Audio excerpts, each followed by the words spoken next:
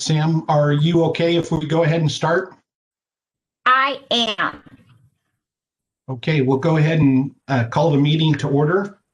Good morning, everyone. Welcome to the December 9th Board of Agriculture meeting, and we're going to go ahead and call it to order here. And if we could start out with the Pledge of Allegiance. And Sam, would you be so kind as to put the flag up for us? And I'll ask, Mr. Worthington, would you be so kind as to lead us in the Pledge of Allegiance?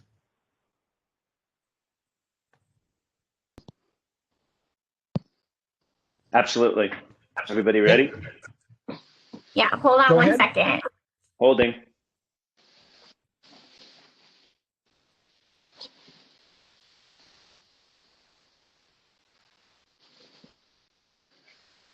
There.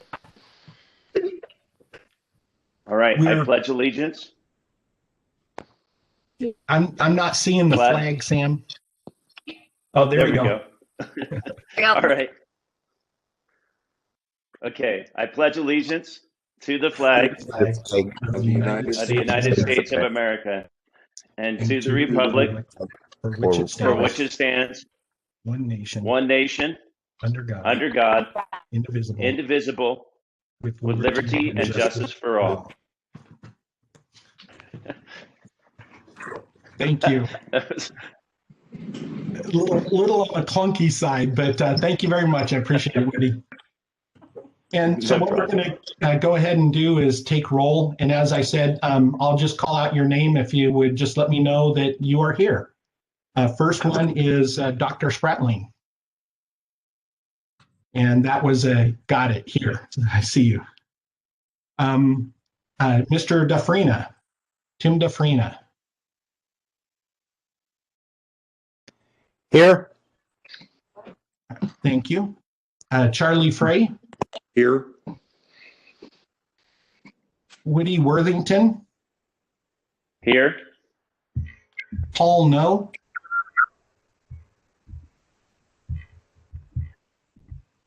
And please make sure you unmute yourself if you're trying to speak. And then once you're done speaking, if you mute the line again, and I'll try it one more time. Paul No.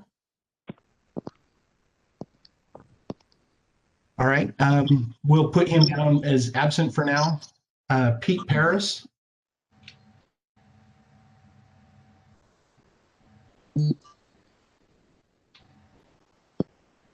Pete, are you there? I saw him on the line. Pete, if you could, There. Oh, okay, I see you there. Okay, got it. Jim Snyder? Yes, I'm here. Thank you. Heather Lackey? I'm here. Echo. Good morning. Dave Kuhn? Here. And Varlin Higby? Here. All right, thank you. We have a quorum, so we'll go ahead and move on. The next item that we have here is going to be item number 2, public comment. We do have 3 people that indicated that they wanted to speak. And before we get started on public comment, I'll let Samantha go through kind of some housekeeping things for us on the public comment portion. Sam? Hi, I apologize that you can't be right. I apologize for my the way we're going to do it is if you are calling by phone, if you can press *3 to raise your hand, that'll alert me. Comment. If you are joining a public comment, you should be able to see. Can raise your hand that way.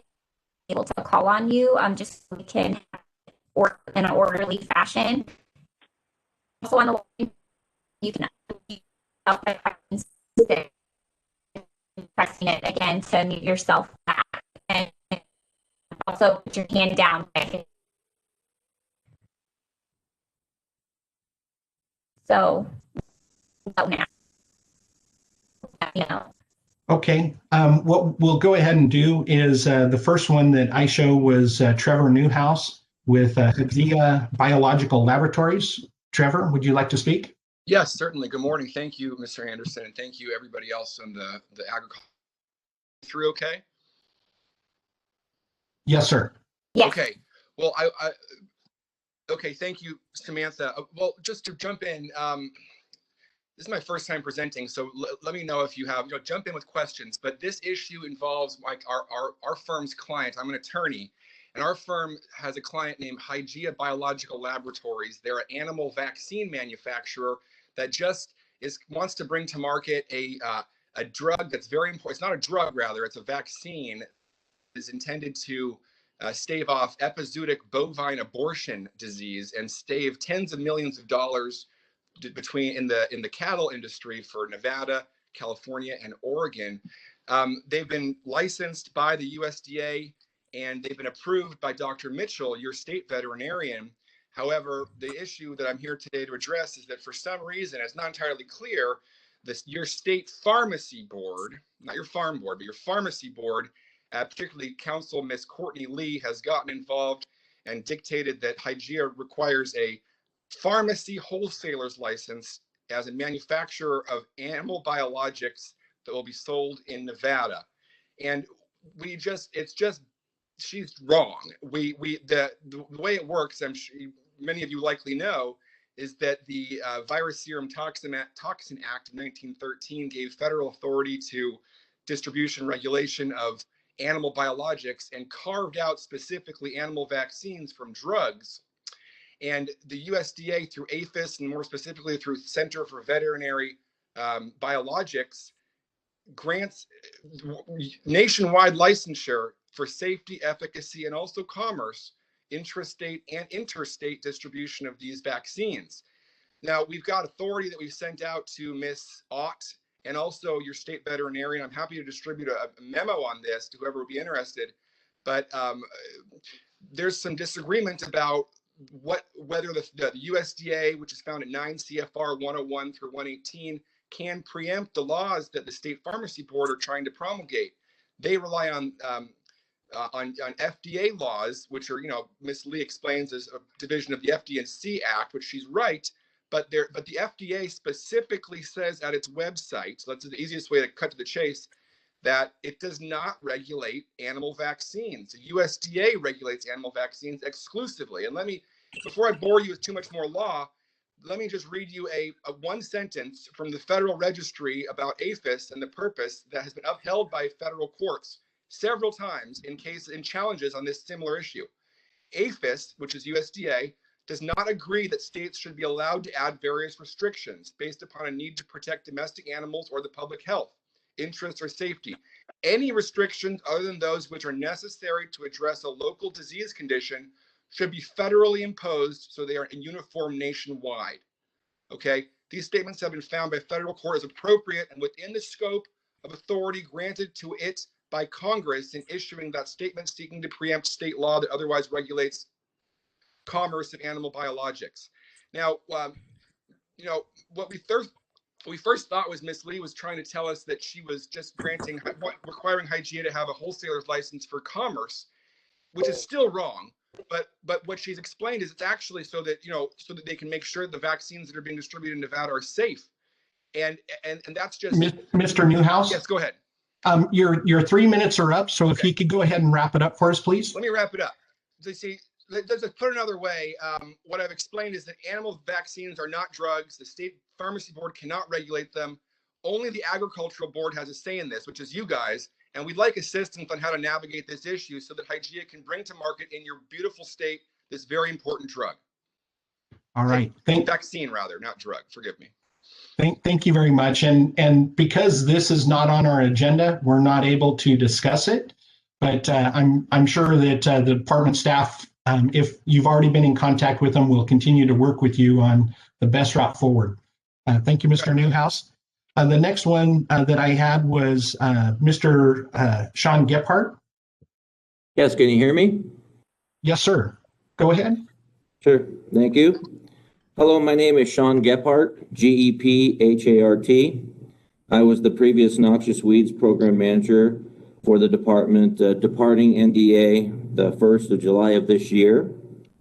As you may recall, in 2018, I provided a presentation on proposed changes to our state's noxious weeds list after which you voted to approve those changes, hereby adding 7 new additional species to our noxious weed list.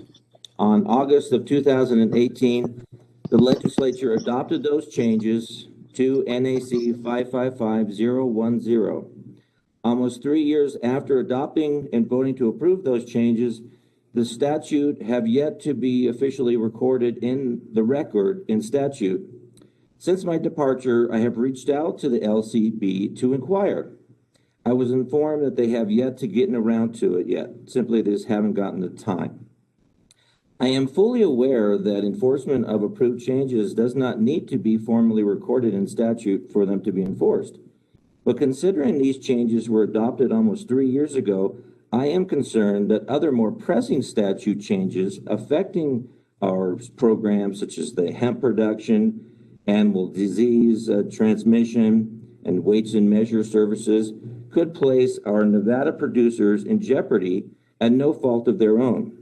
In recognition, I would suggest to the board to politely inquire with LCB as to the expected turnaround time on approved changes affecting our industry. I also wanted to remind the board that detailed in NRS 555035, titled Account for the Control of Weeds, there is an excess of $100,000 dedicated to NDA at the director's discretion to support our landowners in combating noxious weeds. And finally, I wanted to express my concern over the encroachment of California noxious weed species, stinkwort, Dischargia graveolens, Dittrichia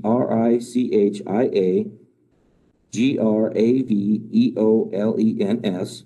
I originally considered placing this weed on our recent changes to the noxious weed list, but due to concerns of overtaxing and burden our local weed districts, I recanted that idea.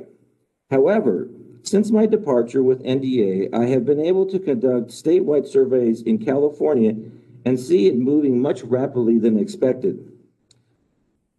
I also know from communicating with the National Park Service down in Southern Nevada that we already have one confirmed infestation of stinkwort down there, which would illustrate that the weed has a much broader host range and inhabitants than originally expected than just Northern Nevada.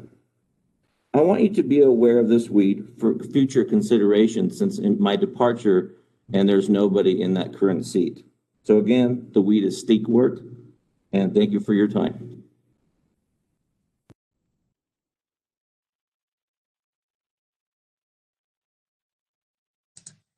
You're on mute, Paul.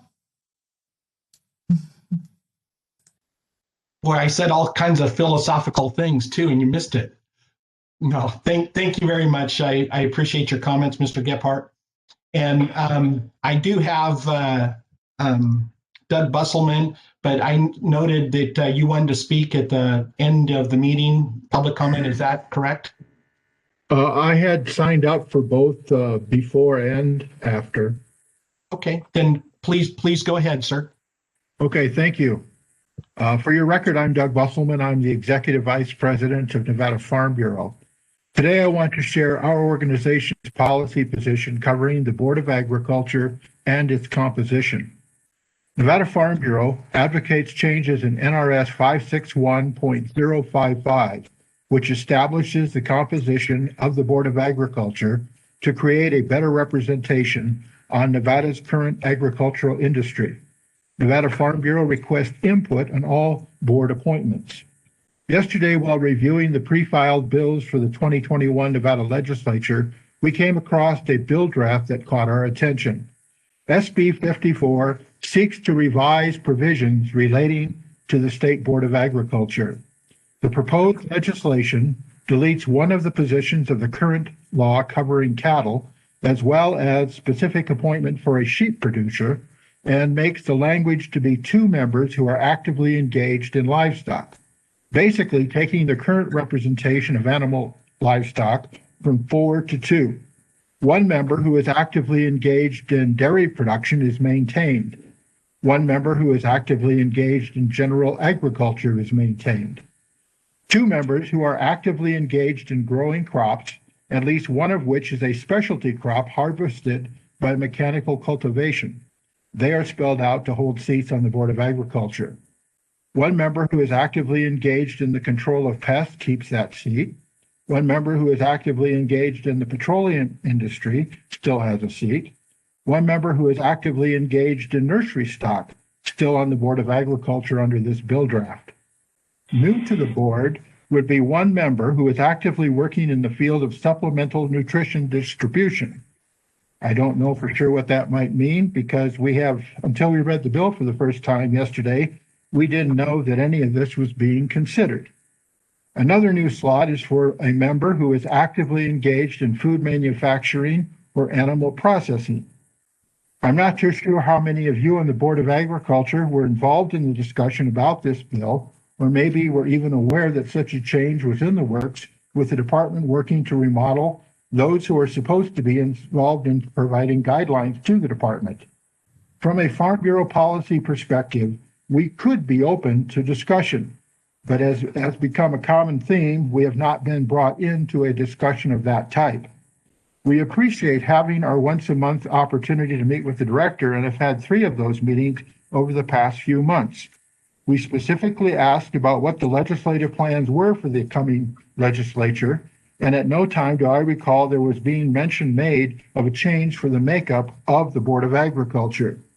We believe that the Nevada Board of Agriculture plays a very important role and should be more engaged in the discussion and the decisions in setting the direction of the Nevada Department of Agriculture than has been the case for the past couple of years.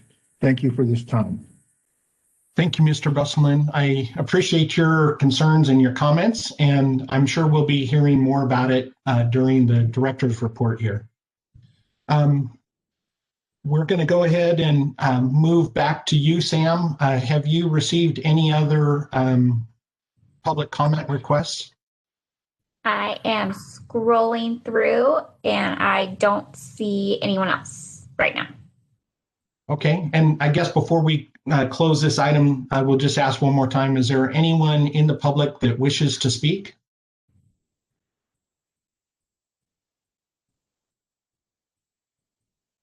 All right, not hearing any. We're going to go ahead and close item number 2, public comment, and we'll move on to 3. We're looking for approval of the September 9th, 2020 meeting minutes, and this is an action item. So unless you have additions, changes that need to be made to the minutes, do we have an approval or a motion to approve? I'd like to make a motion to approve the September 9th, 2020 meeting minutes. I'll second. Okay, and I apologize, I was having problems hearing there, but was that Ms. Lackey? Yes, Rebecca, that was myself, Mrs. Lackey, for Okay. the September 9th minute meetings. Perfect, and the second was made by? Early free. All right, so we have a motion, a second on the table. All those in favor signify by saying aye. Aye. Aye. All Aye. opposed? Motion passes unanimously. Thank you. So we're going to move on to the next item here, which is the election of our vice chair and chair for the department. And before we go too far, I just want to say thank you, Dr. Spratling, for your assistance and all of your work on the board. Likewise, thank you for working as our vice chair. And good to see you. Hopefully we'll get to see you in person one of these days instead of through a web video. But we'll go ahead and we're going to look for nominations for the vice chair position. So you could nominate someone, or this could be a self-nomination. Do we have anyone that would like to offer a nomination?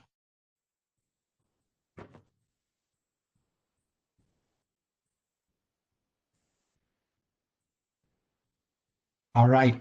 With that resounding response, what I'm going to do here is I would like to throw out a nomination. And what I would ask, and I will ask for their approval, but Varlin Higbee, would you consider the nomination to vice chair? You're still muted. You're muted here. I'll help out.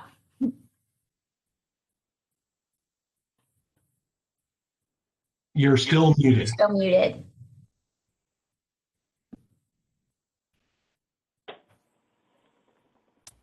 There. There you go. I'll accept that nomination. Thank you. Awesome. Thank you very much, Farland. We appreciate it. And do we have any other nominations? Mr. Parrish, you're muted. If you're waving, you're still muted.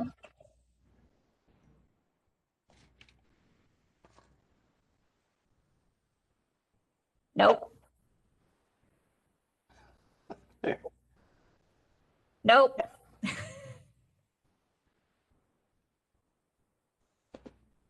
Pete, today is just not your day. We still can't hear you. Let me see. Mute button on the computer.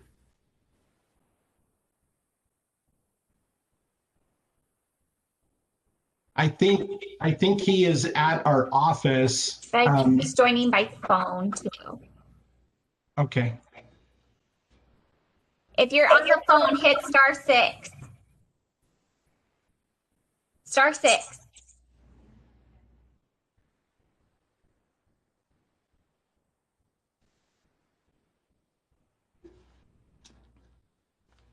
Try now. Try to say something.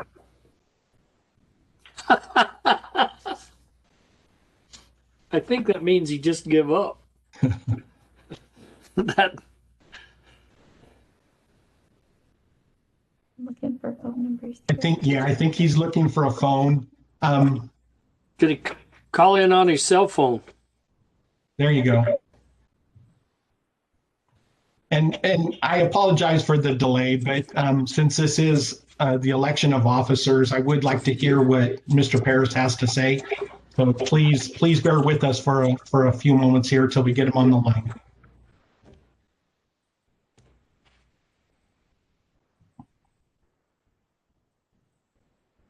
It's still muted.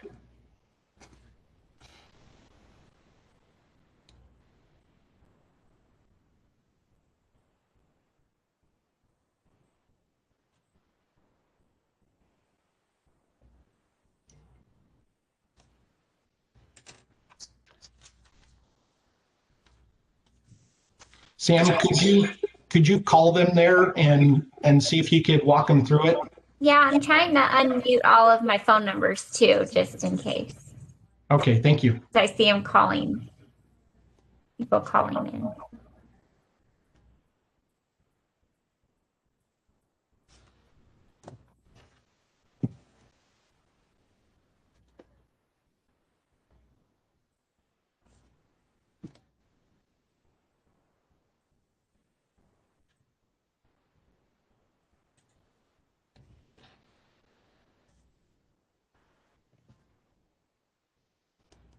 Should be able to press *6. I'm sorry, Sam, I couldn't make that out. Sorry. I think I'm getting some feedback from some phones.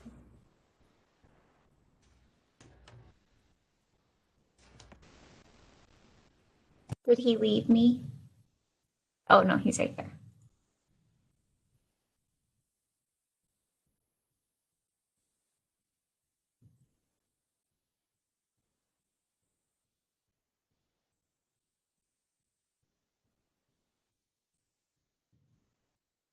Mr. Parrish, and did you try *6?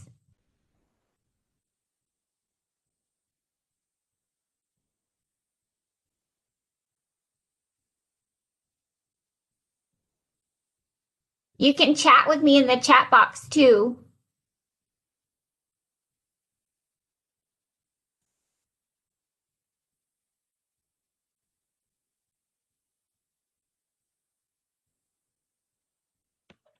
And while we're waiting, just as a reminder, if you're on a phone, you can, and you're listening to us on that phone, you can unmute by pressing *6. That'll get you on the line there. Thank you, Cadence.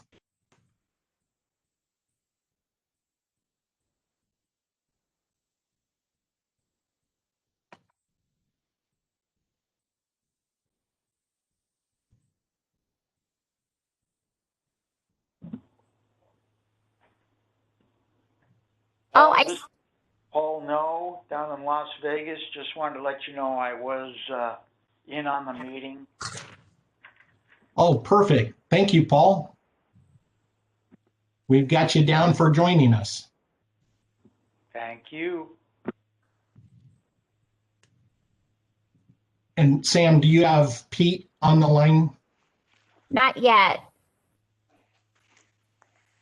Mr. Chairman, Yes, sir.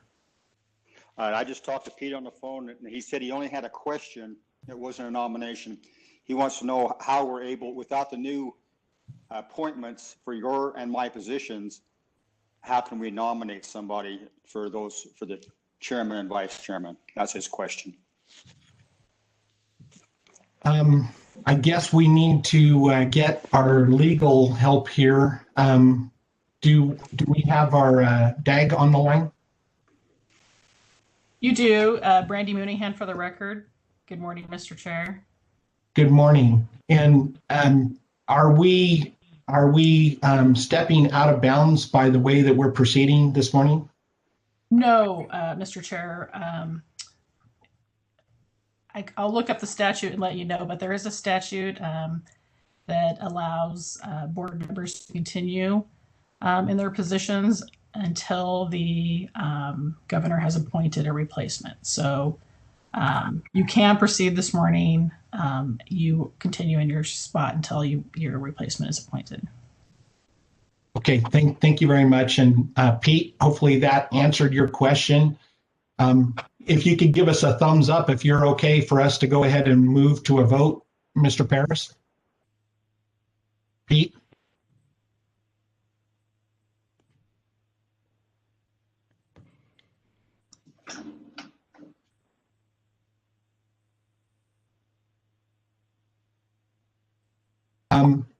Let me open it up one more time for further nominations. Do we have any other nominations for the position of vice chair? And I'm not seeing anyone signaling or waving or wanting to speak, so I'm going to go ahead and close the nominations. As it stands right now, for our vice chair, we have Varlin Higbee has been nominated and accepted the nomination. Actually, I think I'm screwing up on procedure here. Do we need a motion to make the change? Because if I made the motion to nominate him, we need a second, correct? Yes, Mr. Chair. Then with that being said, may I get a second to the motion for Varlin Higbee as vice chair? I will second. I'll that. second. Okay, I heard Jim Snyder first. So I made the motion, Paul Anderson, for Varlin Higbee to vice chair. The second was made by Jim Snyder. All those in favor signify by saying aye. Aye. Aye. Pete, if you would give us a thumbs up or thumbs down, I can see you in the video if you want to do that for us.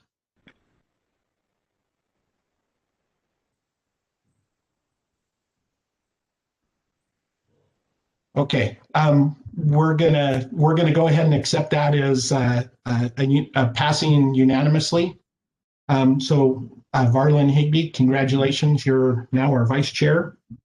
Mr. Chair, may I intervene for a second? This is Brandy Mooneyhan, Deputy Attorney General, for the record. Yes, ma'am. Two things. I just wanted to make a note of the statute that does allow you to continue. It's NRS 232A.020, subsection 2. And I also see in the chat there's a question of who can make nominations. NRS 561 .085 says the board shall elect one of its members as chair of the board, and I will leave it to the chair's discretion as to who can make nominations in that regard. Thank you very much. And yeah, what I believe is the best route is that it should be the board that is nominating and voting on those members. So that's actually what we wish to continue with this morning. Thank you very much for the clarification on those. So then we'll move on to 4B, which is the election of the board chair. And once again, you can nominate yourself or feel free to nominate someone else. And I see Mr. Snyder, you're raising your hand. Did you wish to speak? Yes, I'd like to nominate Woody Worthington. Okay. So before we move on, I just want to make sure, Mr. Worthington, are you okay with that nomination? I'll accept. All right. So we have one nomination of Woody Worthington as chair.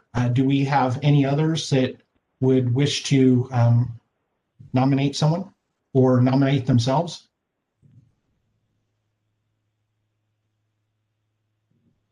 Okay, then what we're going to do is close the nominations. We have a motion made by Mr. Snyder. Do we have a second? Commissioner Higbee, I'll second. Mr. Higbee makes a second. Thank you.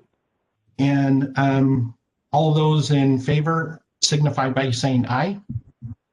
Aye. Aye. Aye. All opposed? Okay, it passes unanimously. Mr. Worthington, thank you very much. And actually, this is where I turn things over to you. Well, I appreciate everything. Can everybody hear me pretty good? Yes. Awesome. Yes, sir. Thank you. Thank the board for putting me in this position to speak on their behalf. I think it's exciting. We got a lot of work to do. And I'd like to say thank you to Director Ott and her team, putting the hard work and the due diligence to get stuff done, as well as Paul, Vice Chair. Looking forward to being able to sit in this position and working with everybody for the most part. I do have a situation that popped up, Paul. I have something that came up that I cannot get out of. So if it's possible, I'd like for you to finish out the meeting today so I don't disrupt your flow. Is that something that's possible? I would ask if we could get the opinion of our DAG on this one as well, please. Sure. If the chair would like to designate the former chair to lead the meeting, that is appropriate. Awesome. Okay. Thank you very much. And Woody, welcome aboard, and no problem. We'll go ahead and continue the meeting as is. Awesome. Thank you. Chairman Anderson, before you move on, may I have a moment? Yes, go ahead. All right, this is Jennifer Ott, Director for the Department of Agriculture. I just wanted to break in very quickly and express my appreciation and the department's appreciation to both you and Dr. Spratling for your long term of service on the board.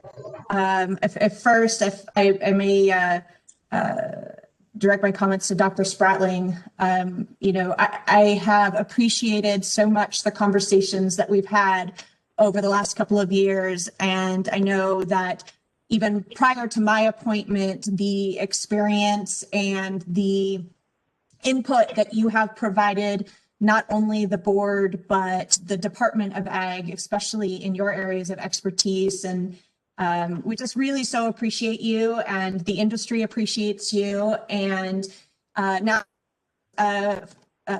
picture is on there. We have a token of our appreciation for you. We have a plaque that we are going to send you, and just with a quick note, just to express our appreciation. So thank you very much. And if it would be all right, I'd like to open up to for the board to have any comments. Would that be all right? Yes. Any board members wish to comment?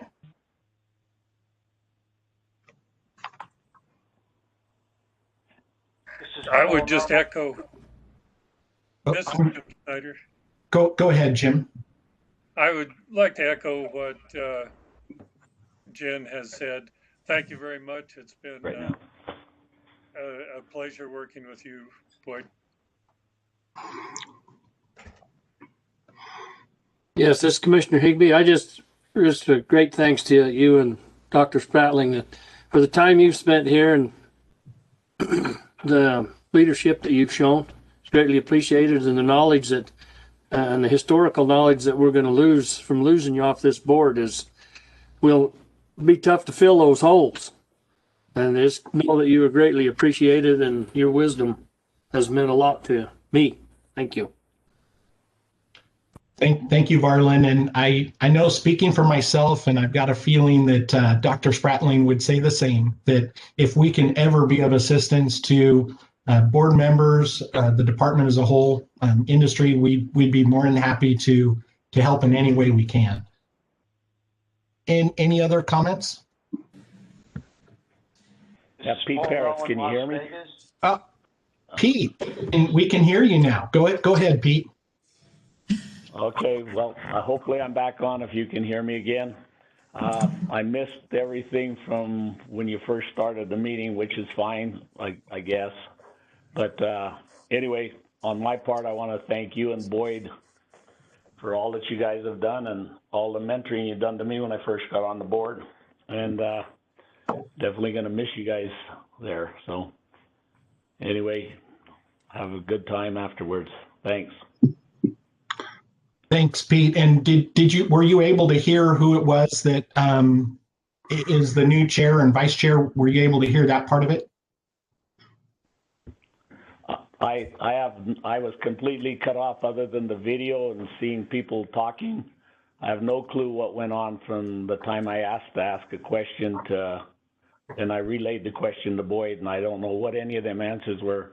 I didn't get any of that. We were totally cut off here. Okay, and yeah, just going back very quickly, we did get clarification from the Attorney General's office that we were moving forward on the nomination and vote for chair and vice chair accordingly.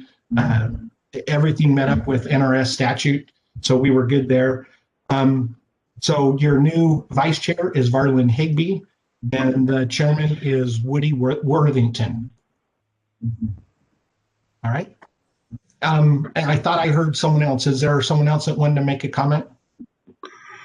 Yes, this is Paul. Yeah. No, hear me? Go ahead. Is this Dave Kuhn? Or Tim Dufresne? Yeah, this is Tim Dufresne, and yes, I would like to definitely throw in a thank you to you and Boyd. I really appreciate and all the help and everything. So thank you very much. Thanks, Tim. For the record, I just wanted to say, Boyd and Paul both, you're going to be very, very much missed. Thank you for everything that you've done. And good luck in your new adventures. Thank you, Heather. And Mr. Anderson, if I may jump in, I sort of feel bad that I went one by one because it seems everybody was thanking both of you, but I also wanted to get an opportunity to thank you directly for your partnership and your leadership and your direction as chairperson of this board. It really have truly appreciated and enjoyed our conversations and our interactions and your suggestions, and I greatly appreciate it, and you'll be greatly missed. So we also too have a token of appreciation for you, and you'll be receiving that in the mail. So thank you so much. And before we go back to any members of the board, I also know that there's a member of the industry that would like to speak to you as well. Mr. Kruger, if you're available. Yes, thanks, Director Ott. For the record, Peter Kruger, the Executive Director of Fueling Nevada. Acting Chairman, that's an interesting term, Acting Chairman Anderson, I'd please indulge your industry in the following: a proclamation for the Nevada Petroleum Marketers Association. Whereas the Nevada Petroleum Marketers Association would like to recognize Paul Anderson for his years of dedication to the petroleum industry in the state of Nevada. Whereas in 1997, Paul went to work for Barry Hinckley Industries as a fuel and lubricants account manager. After 3 years, Paul left to start a new terminal operation with Sierra Energy. His roles range from sales to terminal manager, eventually regional manager. Sierra Energy sold their terminals, with the Haycock Petroleum purchasing the Sparks location. So after several years and a merger, the petroleum marketers merged with Pilot Logistics. And after that merger, Paul went to work at Pilot Thomas Logistics at their corporate office in Fort Worth, Texas, as National Director of Sales Lock. Whereas during the economic turndown in 2007, Paul moved back to Sparks, Nevada, and accepted a role as sales executive with Pilot Thomas Logistics. Whereas 12 years ago, seems like a long time, petroleum industry peers asked Paul to accept the nomination to represent the petroleum industry on the Nevada Board of Agriculture. The Board of Agriculture, as you all know, sets policy for various agricultural industries, petroleum products, as well as weights and measures. After the nomination, Paul was appointed to the board by then Governor Jim Gibbons. He was then reappointed on 2 occasions by former Governor Brian Sandoval. Paul has served as chairman of the board for the past 4 years. Whereas on December 10th, 2018, Mayor Ron Smith appointed Paul to fill the Sparks City Council Ward 3 seat vacated by the newly elected mayor. Voters recently showed their support by retaining Paul as their councilman for the next 4 years. Whereas Paul also serves on many boards, commissions, and volunteers on many, many local community organizations. Now therefore be it resolved that the Nevada Petroleum Marketers and Convenience Stores Association wishes to thank Paul for his many years of service and dedication to the organization and its members. In witness thereof, I unto set my hand and cause the seal of the Nevada Petroleum Marketers and Convenience Store Association to be affixed 9 December 2020. Signed, Christy Carano Case, President. Thank you, Acting Chairman Anderson. Thank you, Peter. And yeah, for those of you that don't know, it was Peter that roped me into the position way back in the day.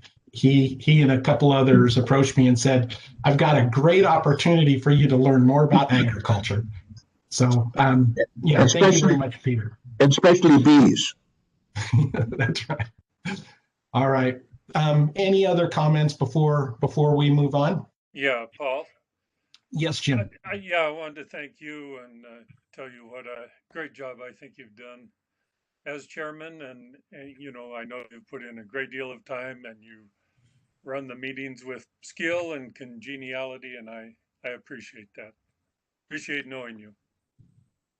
Thank you. And even though you feel I'm skilled, Dr. Spratling can throw me a wrench at any time when he decides to do so, but he's been kind enough not to do it too often. But thank you very much, Jim. Okay, what we'll do is move on to 4C, Board of Agriculture 2021 meeting dates. And Sam, this is going back to you, ma'am.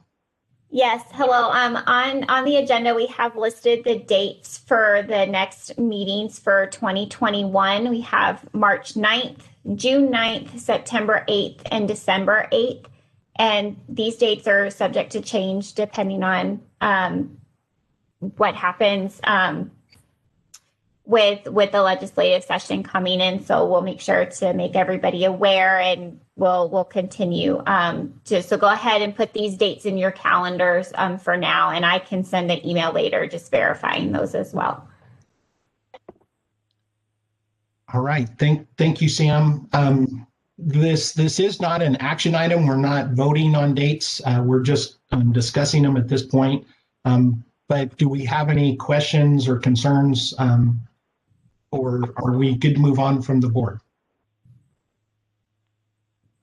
And I would say if you do have some dates that you're looking at that look to be an issue, if you could contact Sam and or Jen and let them know about those concerns. But otherwise, we're going to go ahead and move on from there as well to 5A, the director's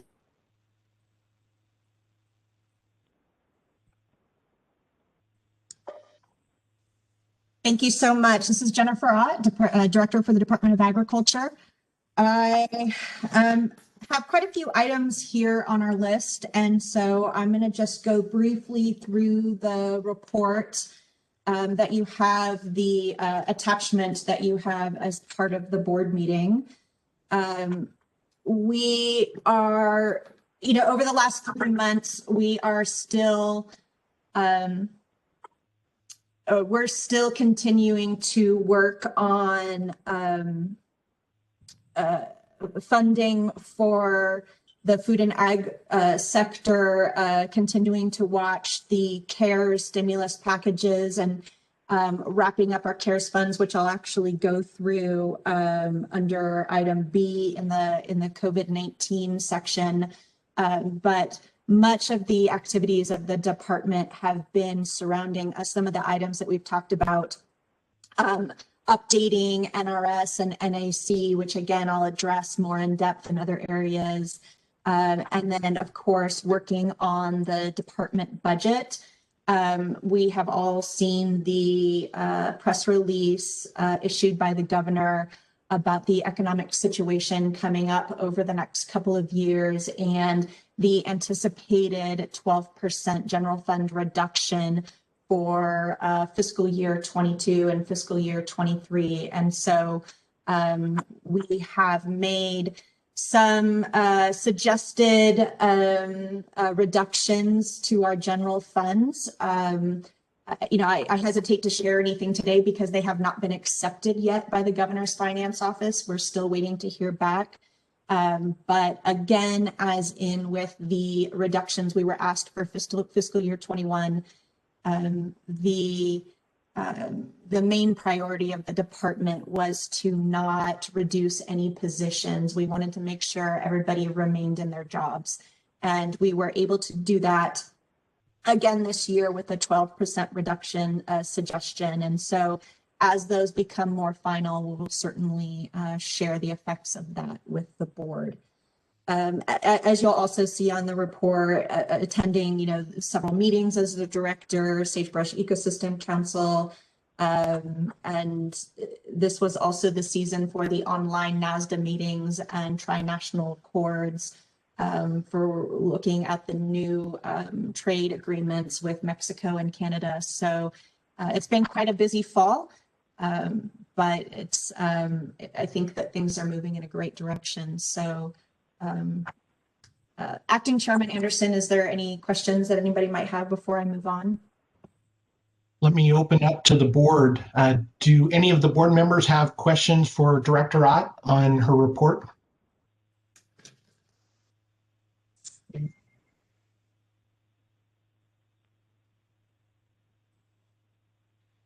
All right. It sounds like that was smooth sailing. No response from the board. So we're going to go ahead and move on to 5B, and it's still with you, Jennifer. All right. Thank you so much. Again, Jennifer Ott for the record. Samantha, is it okay to stop sharing the screen? It's unless people don't have the documents in front of them. It's sure. Much easier for me to see the board members. Thank you. You're welcome. So under our operations during COVID-19, the Department of Agriculture is still in a work from home status. That means anybody that has the ability to work from home is doing so. That would be the exemption. Of course, some of our lab staff are not working from home. We have inspectors still out into the field that are not working from home, but we're trying to get folks working from home as much as possible.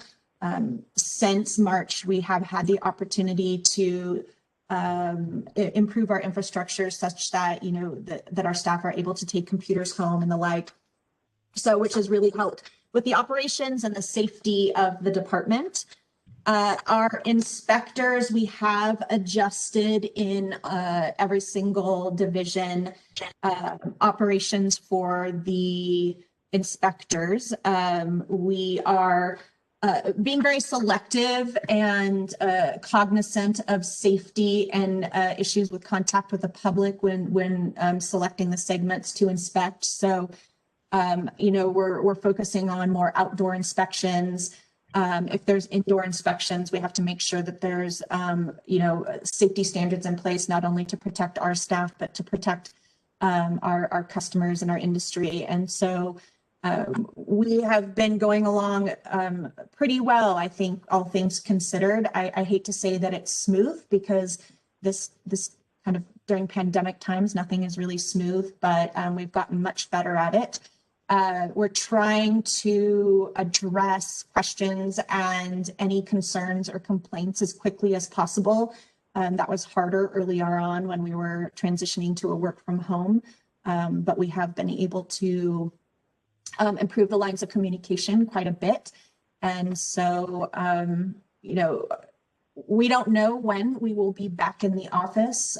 We don't think anytime soon, but we're still waiting for instructions and recommendations on that from Department of Administration and the governor's office as well. So when it comes to COVID and CARES funding, as you all know, and as we've reported in the past, the Department of Agriculture received an allocation of CARES funds that was part of the state allocation that was allocated to Nevada. We were allocated $8.5 million. And I am thrilled to say that we have distributed all but about 120,000 of that $8.5 million to not only excuse me, I think we're good. Can you? You're good. Okay. Yeah. So distributed that funds not only to community organizations for food distribution, but also to any members of the agriculture industry that are feeling the effects of COVID on their supply chains or their pricing. We also focused on food distribution and supporting any organizations that were getting farm products to the public and helping to boost their activities a little bit more so that we could continue to get food flowing to our public. And so we don't know what's happening. Again, we're all waiting on what's going to happen with Congress and the next stimulus bill, but we anticipate also asking for another allocation to cover the same activities to make sure that we're supporting industry and also working on the food distribution portion. So that is it for me for COVID. Would you like me to take questions, Chairman? Yes, please. Board members, any questions for Director Ott on the COVID response and how the department's working during this time? I would. Woody Go ahead. Worthington for the record. It sounds like your guidelines are pretty stringent, just like the private sector, as far as getting out and meeting with the public and different groups and stuff like that. How has that been, with that, Jennifer? I mean, as far as a lot of Zoom meetings, I bet you calculate a lot of hours in, just like the private sector. But not really being able, it sounds like your hands are tied to get out there and meet with other people.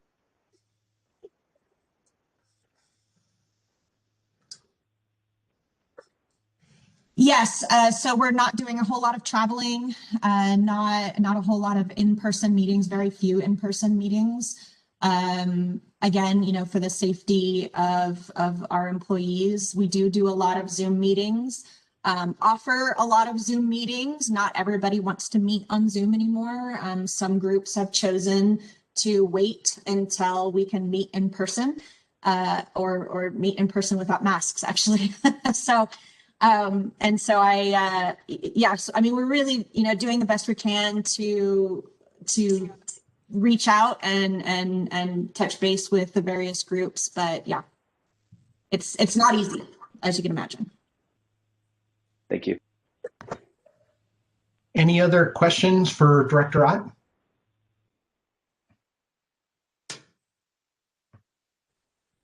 Okay, we'll, oh, yes, go ahead. Was that Dr. Spratling? Yes, it is. Go ahead. Director Ott, I'm concerned about going back to what was in public comment from the Farm Bureau. I'm not seeing it in your summary, your written summary of your activities about that SB bill that proposes changes to the makeup of the board. Would you mind going over that a little bit, or is it even coming from the Department of Agriculture, or is it coming out from elsewhere? Dr. Spratling, that's actually item C that we're going to hit next. Item C, yeah. Excuse me. Sorry. Unless anybody has any questions, and at the chair's discretion, I can move right on. Yeah, if there aren't any questions regarding the COVID-19 operations, then we will go ahead and move on to 5C. So let's go ahead and do that unless someone wanted to stay on COVID. All right, so 5C, and still with you, Jennifer.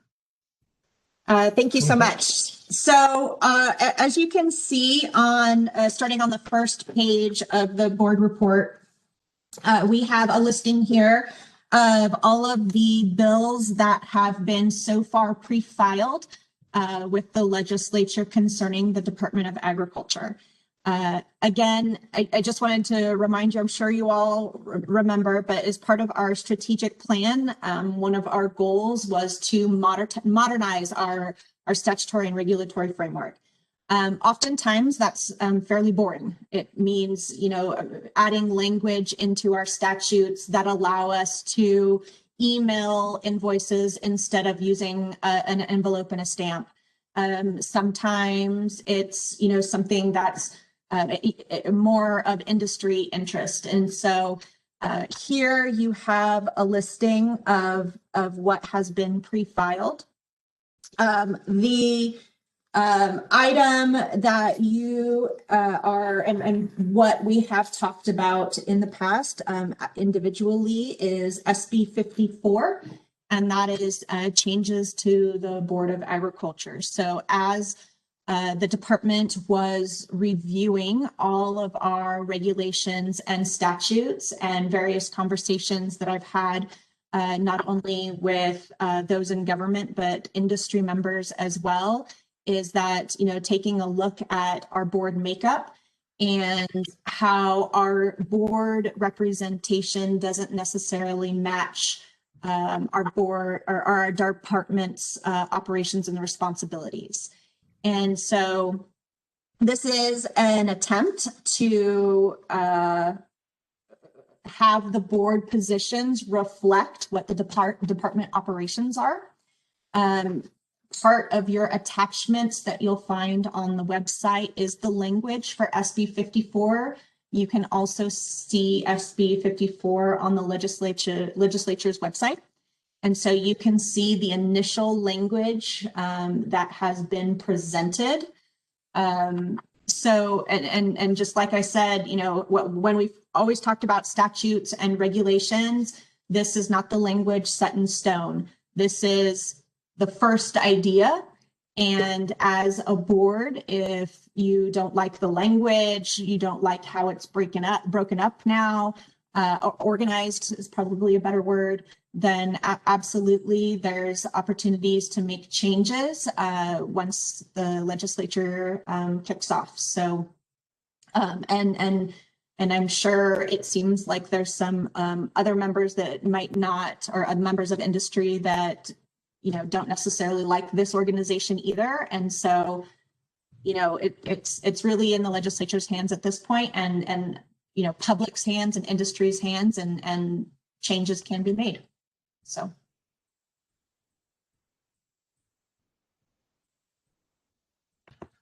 Sorry, hitting the wrong buttons here. All right, thank you, Director Ott. And now we'll open it up for board member questions, concerns. Dr. Spratling, did you want to talk at this point? I just wanted to, I didn't catch both of the new positions that were proposed. And would you mind, rather than have to go to the website, would you mind just relating those two positions? Sure, of course. Jennifer Ott, for the record. The two new positions on the board is the language is one member who is working in the field of supplemental nutrition distribution. And that really covers much of what our food and nutrition division does. Distribution and administering funds of emergency food, working with our food banks, working with food pantries, working with our food distribution on Indian reservations program. Our seniors boxing program, so bucking senior food, that's CA. Okay, Homa, you have to give me a thumbs up or that. CASFP. CFP. Thank you. And so much of that. So our food and nutrition division does not have representation currently on the board, and this was an attempt to have that division be represented on the board. So supplemental nutrition refers to the fact that the department provides nutrition on a supplemental basis. We are not providing all meals for every single day for all families. We are supplementing the food that is currently received by the families, and distribution, so the distribution of that food. And so that's what that refers to.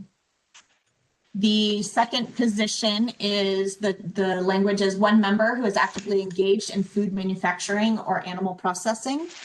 And as we are working more and towards highlighting food processing as an agricultural activity, highlighting animal processing as an important sector in the agriculture industry, having representation on our board so that, I think it has a very important market focus to agriculture that I think that we don't have presently, but also really signaling that that is becoming something that we're working on and moving in that direction.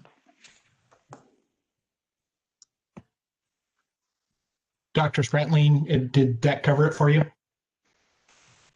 Just one selfish comment. I think veterinary medicine should be represented on the board, to tell you the truth.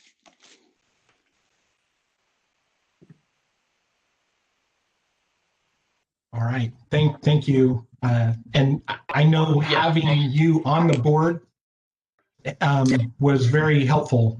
There were times I know that I have utilized your expertise to help us out on some of the things that we've discussed regarding the department and their direction. So yeah, to your point, I would think veterinary medicine is a good segment as well. Any other board members that would like to speak? Mr. Snyder, go ahead. Yes, Mr. Anderson. Jennifer, I apologize. Well, first of all, Boyd, I agree with you. I think veterinary medicine should be represented. Now, I apologize if you've answered this and I missed it, but will these new positions be replacing existing positions or will they be additional? This is Jennifer Ott for the record. They are replacing existing positions, so it will still be an 11-member board. Okay, and those positions are, which ones are being replaced?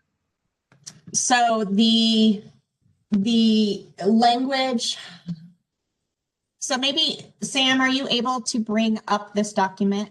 Chairman Anderson, is that okay if we do that? Yeah, I think that would be helpful. I happen to have the document up, and it does make it easier when you can see what's being changed and what's being added. So if you could bring that up on your desktop.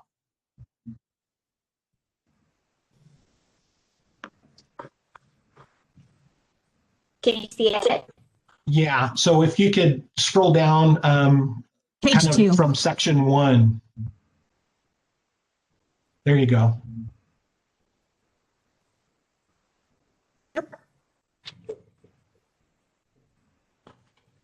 Can you decrease the size on that so that we can get more into the screen? Sure.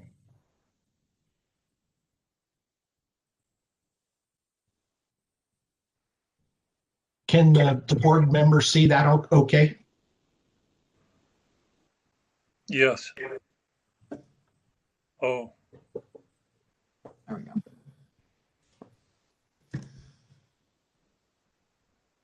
Yeah, I'm afraid that change took it to where we can't read it anymore. Oh.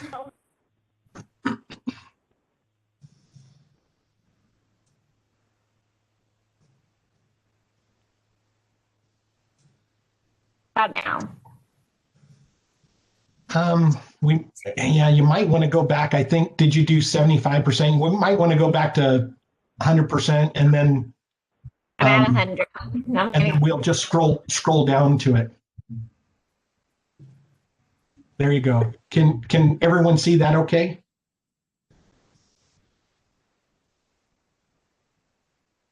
And Director Ott, did you want to kind of go through this now that we can see it? Oh, sure. I'm sorry. This is Jennifer Ott. So item 1 is membership of the board consists of, and then it is organized as following: 2 members who are actively engaged in livestock production.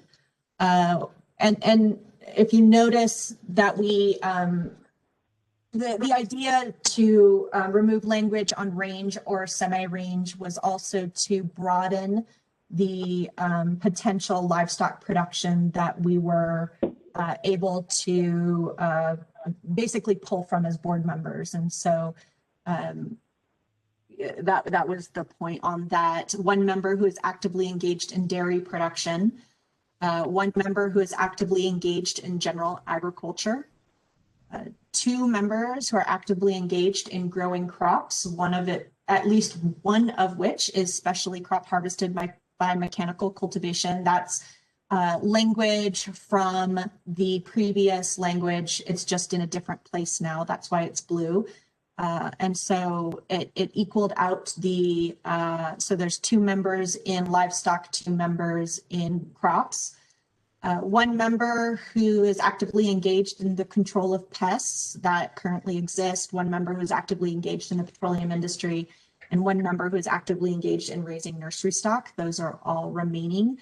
And then the new positions, supplemental nutrition distribution and food processing or animal processing.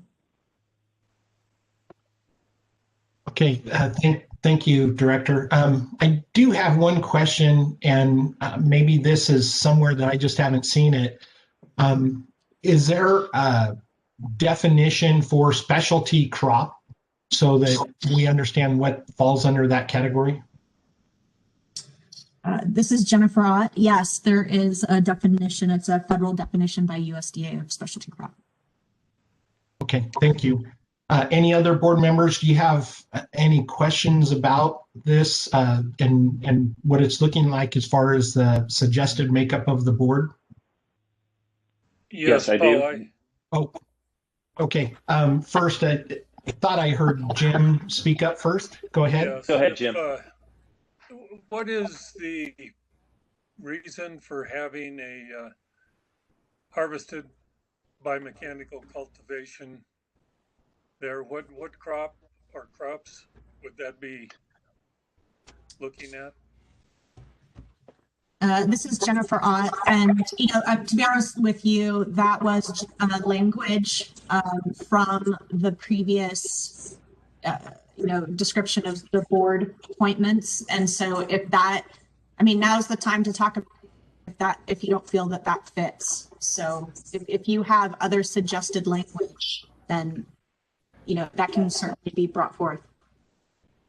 Again, none of this is set in stone, so. Okay, I might bring you some other language, or I'd at least like to hear discussion regarding that. And I just want to make sure everyone does know that we've got to be careful here because this is not an action item. So we cannot deliberate on it, but it's something that if your industry is directly impacted or you have comments, concerns, I would definitely recommend Director Ott, if it's okay with you, that I direct them to you to bring those up. This is Jennifer Ott. Certainly we can collect them, but I would probably work with the new chairman, Worthington, to bring these forth as changes. I cannot make changes at this point. Right, because this has already been submitted to the legislature. Okay, any other questions for Director Ott?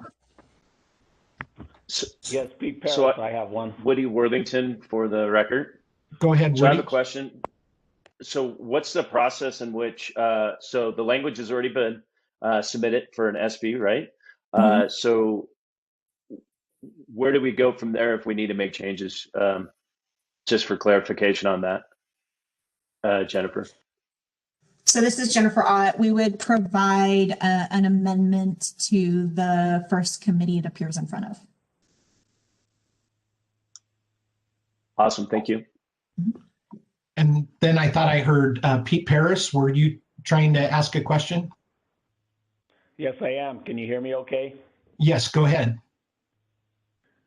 Okay, Pete Paris for the record is a question for Jennifer Ott, Director Ott.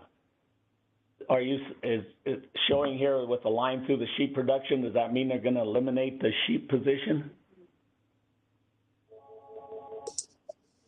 This is Jennifer Ott. As the language is in front of us now, that the sheep position as a specific position to sheep is eliminated in lieu of two livestock positions generally. So a livestock producer could be a sheep producer, absolutely. Okay, one comment, and correct me if I'm wrong. I'm not saying I'm right. I'm not saying I'm wrong, but the history of the sheep business in the state of Nevada, up to, I don't know what it's been, somewhere 20 years ago, we were the Nevada State Sheep Commission. We were a standalone agency. We were not even part of the Board of Agriculture. And we had a 3-member board for the Nevada State Sheep Commission who answered to the legislature in person via the Nevada Wool Growers. And I'm not 100% sure that we can, if I understand this right, it looks like the only way we'll have to be either the cattleman will have to give up a position to keep a sheepman on it, or the sheepman will be completely eliminated if they did not select a member of the livestock industry that was also a sheep person.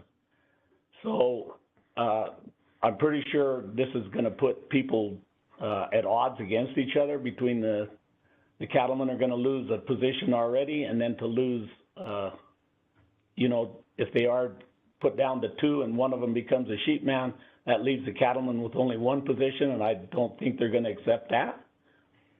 And I know that the Nevada Wool Growers will definitely be having to take whatever action to not have a member on the board for the fact of we were a standalone Nevada State Sheep Commission at 20 years ago, and we're guaranteed a position on this board so they could eliminate one more at the same time they've done away with the rodeo club and some other things. So I'm just curious about how that's all going to play out. If you have any comments to that, thank you.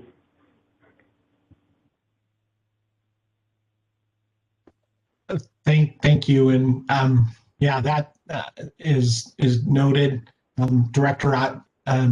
Obviously, that kind of like what we were talking about with veterinary medicine. I guess those would be some concerns that we would need to consider as far as the makeup of the board. I do have one question, kind of following up on what Mr. Paris said.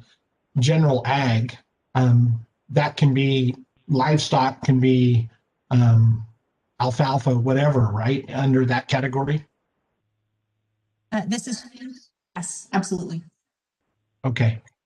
So technically, Pete, there would be 3 positions available for sheep, but you're right. It's not spelling out that directly, that link to the sheep herders. Any other questions before we move on to the next item? Yes, Commissioner Higbee. Yes, go ahead. I just want to echo what Pete's saying, because the cattle industry and the sheep industry cohabitate most places, and most of the time they function well together. And I, somewhere in that, one of those positions somewhere in there need to be designated for the sheep industry somewhere. That's what has taken place is not a good thing. And something else, this bill should have probably been brought to this board before it was ever submitted to legislature. And if you look at the statutes that create this board, the board is required to submit those, not the director.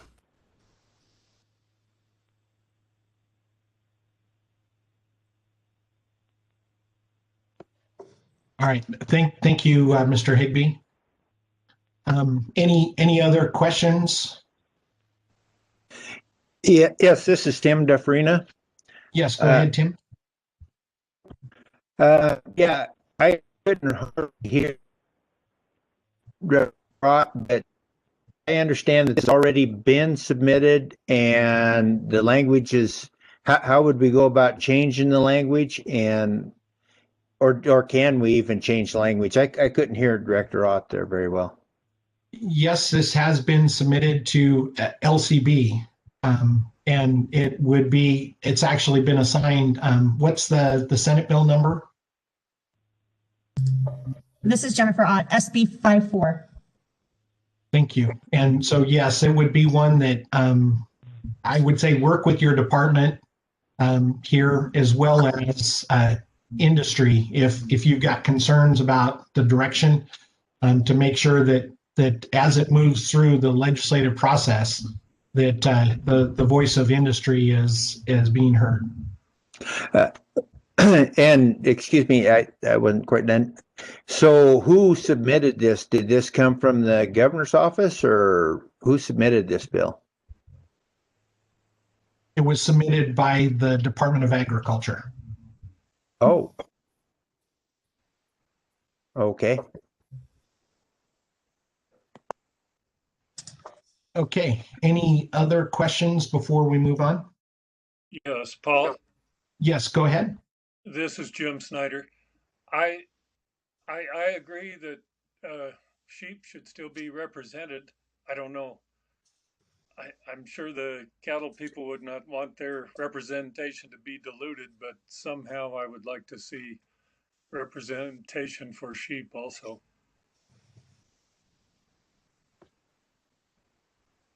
Okay, thank you, Jim.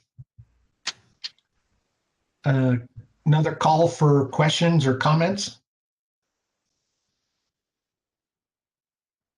Okay, we'll move on to 5D, Nevada Administrative Code updates. And Director Ott, it looks like we're still with you.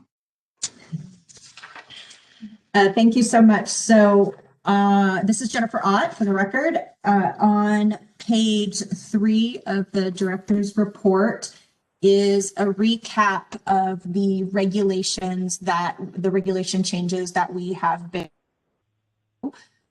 All of these are, and this really poses a update for you. This is, most of this is not new information as members of industry. It's just more along the line of showing how much work the department has been doing on updating regulations. Some due again to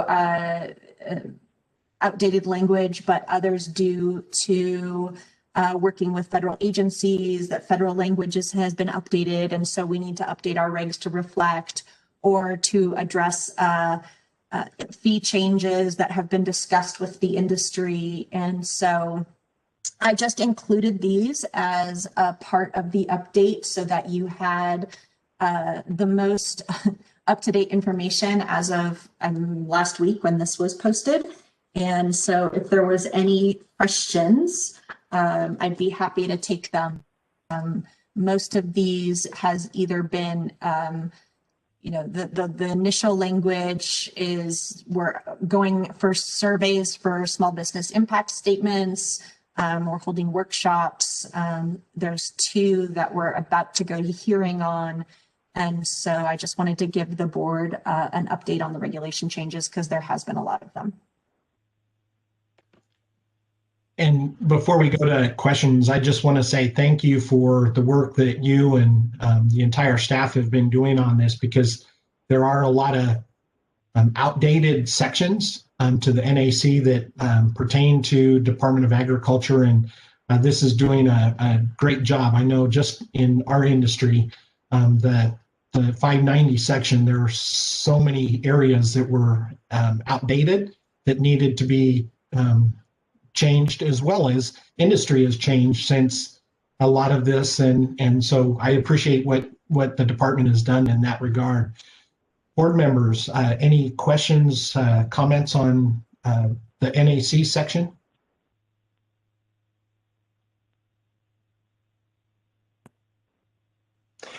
Yes, this is Tim Dufresne again. Go ahead, Tim. Thank you.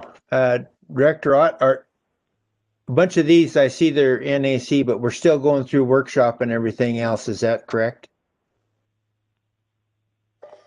This is Jennifer Ott. That is correct. You'll see the updates as the first point of each of the regulations. But yes, many of them have had workshops done, are in the middle of having a second workshop, or have not had workshops yet. So you'll see the first bullet point is the update for the overall regulation change. Okay, because I haven't seen, I've been on a couple of the workshops, but I haven't seen even a time schedule like for the brand inspection workshop and that stuff. So I was just want to make sure I don't miss that. Thank you. Yes, and this is Jennifer Ott. We know that the livestock inspection program is definitely a regulation change that has significant interest to the industry. And so we will make sure that we are very transparent about advertising that workshop. All right. Mr. Chairman. Thank you, Director Ott. Oh, another one, Dr. Spratling, go ahead. I just had a question on the NAC 571, and it cleans up some language.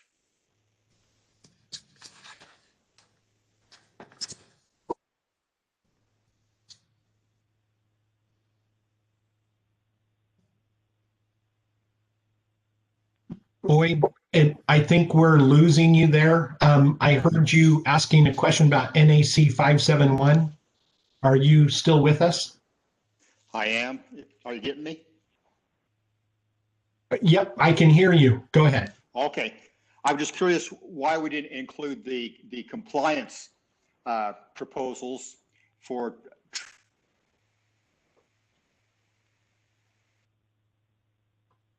Boyd, it's sounding like you're having the same problem as Samantha.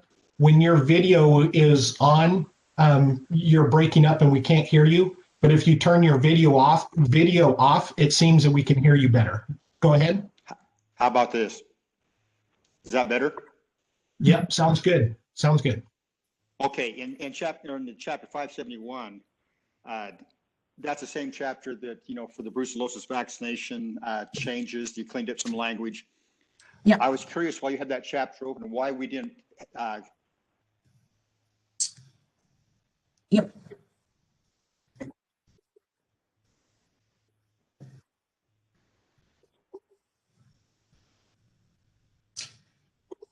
Did you hear that? Chair Anderson, I think I know what he's asking for, so I can. Okay, go ahead and attempt to answer it. Yes, this is Jennifer. Dr. Spratling, I think I know what you're asking, and so I'm going to sort of encapsulate your question, and if I get it wrong, forgive me. But the chapter 571 that we are going through a reg change on, I think what you're asking is why we haven't included the entirety of the trick changes in this portion of the language. Language on enforcement, updating the trick language, that kind of thing that we've been talking about for quite some time. And the reason why it's not included here is basically because when we come up against a legislative year, we have a deadline time requirement to submit regulation changes to the Legislative Council Bureau, LCB.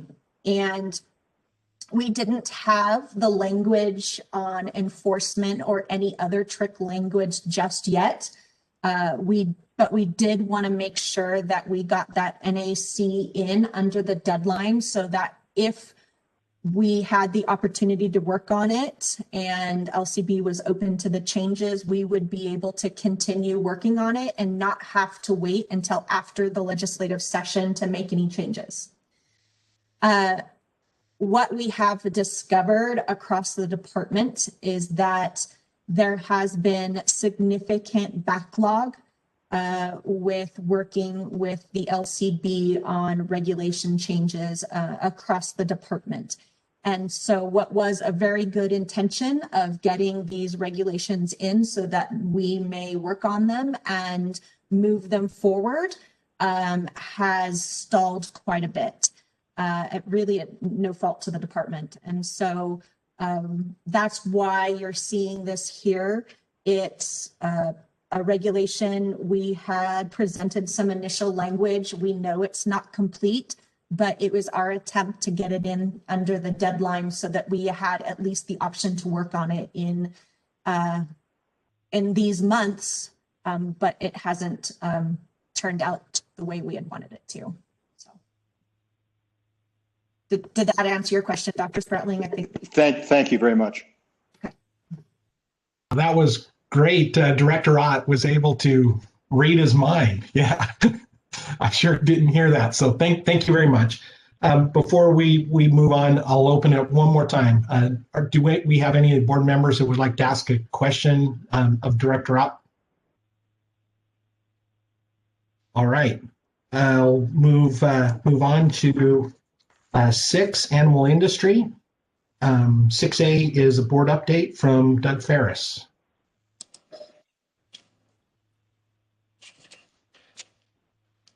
Good morning, everyone. For the record, Doug Ferris, Animal Industries Division Administrator. Can you hear me okay, Chairman? Yes, hear you loud and clear. Thanks. Okay, just wanted to make sure. So I'll kind of skim over this. I know there's quite a bit of information in here, and I believe everybody has a copy of it, but I'll try and hit some of the high points and keep things moving along. So under our pending matters of significance, we're very happy that Dalton Smith, who was hired as our agricultural enforcement officer for the Elko area, actually completed and graduated from the Nevada Post Academy in November 11th. So he has moved back to Elko, or is stationed back in Elko, but now he'll have to go through the field training program. We have some certified field training officers within the division now. And so he'll complete that field training before he'll be solo on his own. But it's good we finally have somebody back up in the Elko area, and we have that position filled. So more to come after he gets off of his field training. As far as partnership activities, our USDA Wildlife Services, NDA and USDA, we renewed and signed a new MOU and the financial plan that was pending during our last meeting. So that has been completed. We worked very closely with Mark Ono, who's the state director with USDA Wildlife Services. So we got that signed, it's in place, and we're operating from it currently. USDA APHIS, we continue with that as far as continuing to further our animal disease traceability plan. Continuing ordering supplies and trying to get those out to the public and those that request new EID tags, things like that. And then even now we're getting some more tag applicators and wands for reading. So we're starting to get those out there so they can be put to use. As far as our USDA grant funding, we did complete our first quarter's update.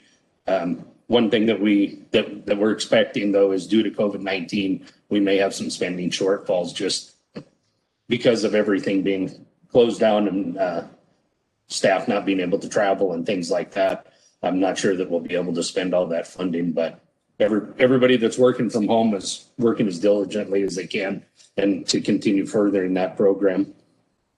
With the Wild Horse Connection, we renewed the non-exclusive cooperative agreement in August of this year, and that's for the management of the Virginia range feral and stray horses. They have all the calls listed there for this fiscal year. The total's 379 calls that Wild Horse Connection has addressed since July 1st. American Wild Horse Campaign, we're currently in the second year of our non-exclusive cooperative agreement with them. That'll continue through May 1st. Since July 1, they have administered fertility control to 500 individual mares located in the Virginia Range area, and also have updated their database to show 4,565 individually identified horses that are located in the Virginia Range area. Moving on to our program updates. Unless there are any questions, I'll continue. Open it up for questions so far, board members. Okay, it doesn't sound like we have any. Go ahead. I'm sorry. Did we have someone? I didn't catch that. Woody Worthington for the record. Doug, there's no current vacancies available right now or openings. Doug Ferris for the record. Yes, Mr. Chairman. Yes, there is one opening still within for the Ely area for the agricultural enforcement officer, but that has been basically put on hold through all of FY21 because those are partially general funded. So that position has actually been frozen for right now. Thank you, Doug. Thank you. Okay. For the record, Doug Ferris, moving on. Program updates for our commercial feed program. We currently have 292 registered active accounts for FY21. In the livestock enforcement program, our 3 officers that are currently working have completed 18 investigations, 103 traffic stops, 36 warnings, which includes 17 for livestock and brand inspections, 19 animal health. 782 phone calls, 150 administrative hours, 2 check sites, handled 12 strays and estrays, 98 brand inspections, 45 transit inspections, have completed 15 hours of required Nevada required post training for continuing education, VRE responses, and then 21 agency assists, and during this time they issued 3 citations, 2 of those being for livestock brand inspections and 1 for an animal health violation. Moving on to livestock identification, staff have completed 6,535 brand inspections for a total of 219,693 animals since July 1st. During this time, staff brand inspectors worked 6,037 hours and drove over 129,000 miles during this time to perform these inspections. Staff have received a total of 2,411 livestock assessments so far for calendar year 20. 15 late livestock assessment filings for 2018, and there are currently over 1,700 unpaid livestock assessments for the calendar year 2020. Staff issued 2,775 livestock movement permits during this time, and also the livestock movement permits for 2021 are in the process of the applications are being put together and will be mailed out shortly, so we can get people's livestock inspection permits mailed out to them and get them started for 2021. Moving on to our predatory animal and rodent control, park employees have provided technical assistance and non-lethal predator control and recommendation of predators during this time. This included the primary species that the park staff addressed during this time were 85% ravens. I'm sorry, correction on that. 85% coyotes with 10% ravens. And then the remaining 5% included feral swine, lions, striped skunks, badgers, and bobcats.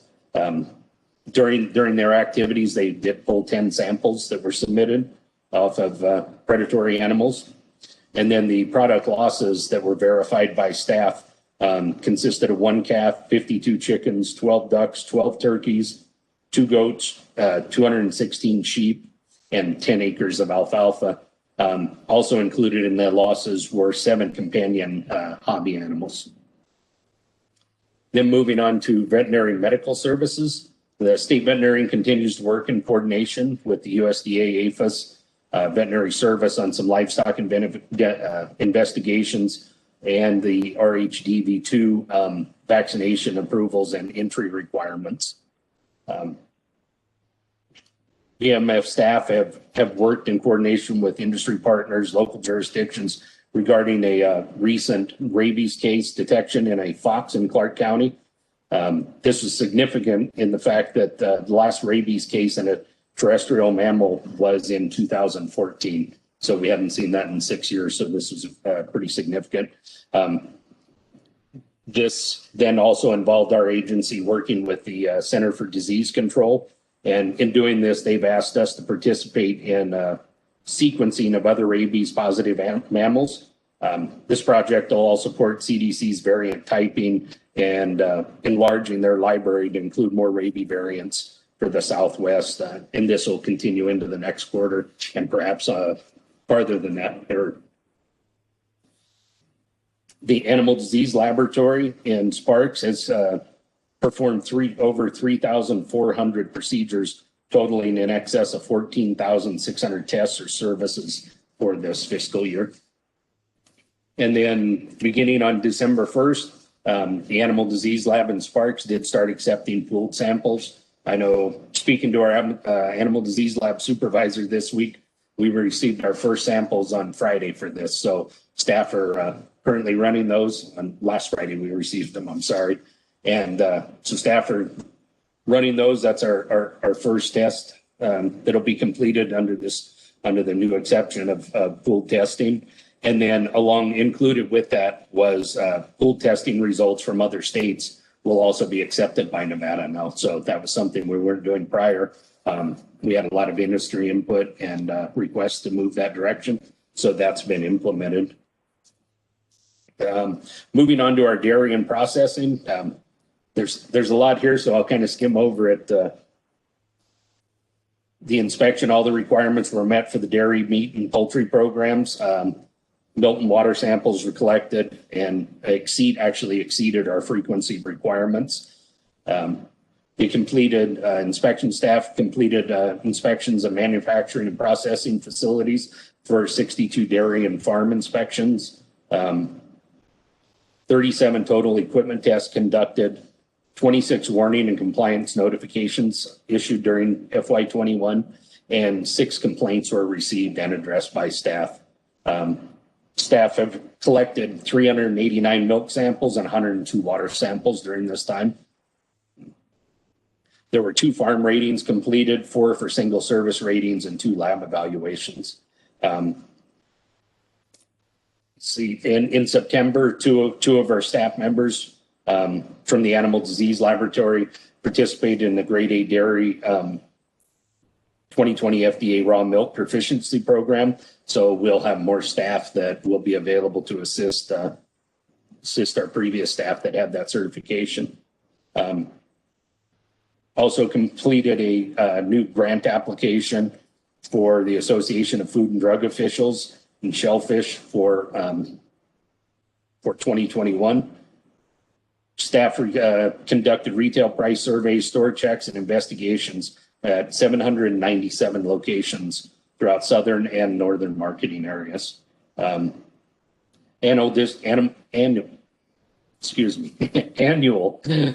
distribution license renewals have been sent out to the 220 licenses, and those licenses all expire on December 31st. So we're in the process of renewing those currently.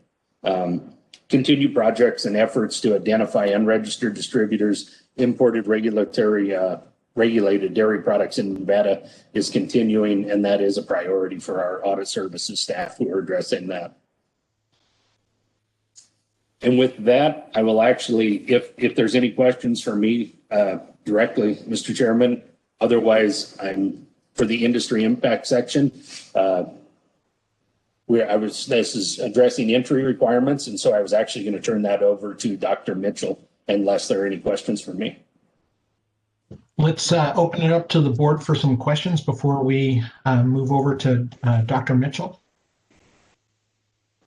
Mr. Chairman. Dr. Spratling, go ahead. Are you hearing me better now? Yes, sir.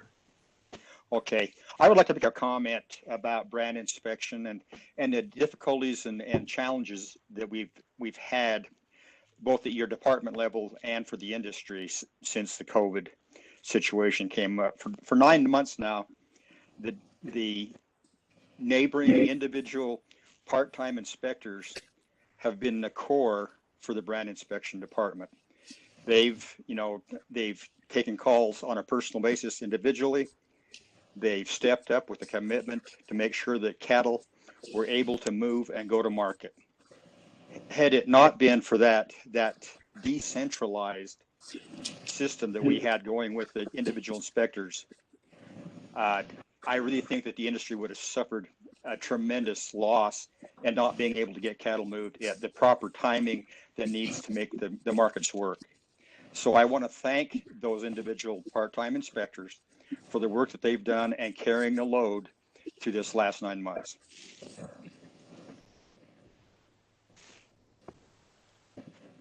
Thank you, Dr. Spratling.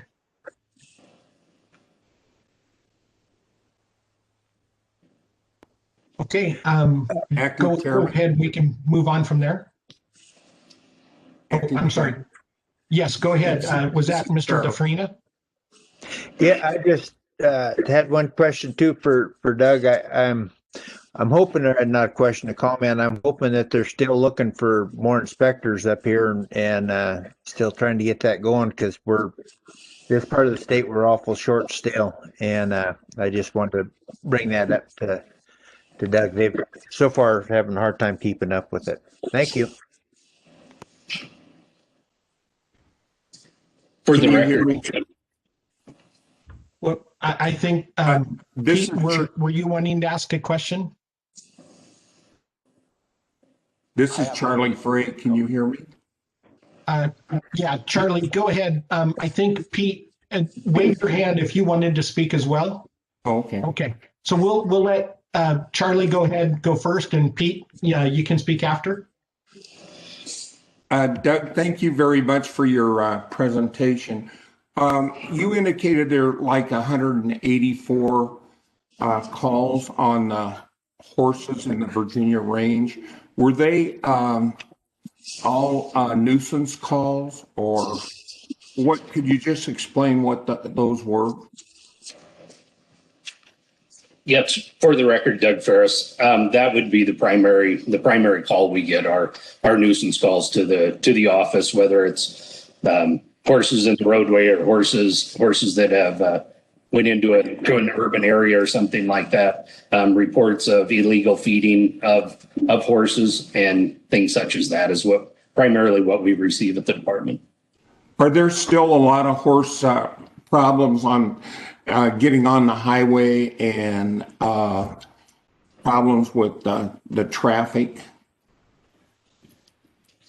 For the record, Doug Ferris, I will say I think due to a lot of the DOT fencing that was put in on Highway 50 East out in the Lyon County area, and all the fencing that was installed over the USA Parkway, I think we've seen actually a reduction maybe in some of the horses getting directly on the highway where the fencing has been installed. Areas closer to Dayton where there is no fencing, and then also some of the urban areas here in South Reno, we still see quite a few horses that are getting into there and causing public safety issues.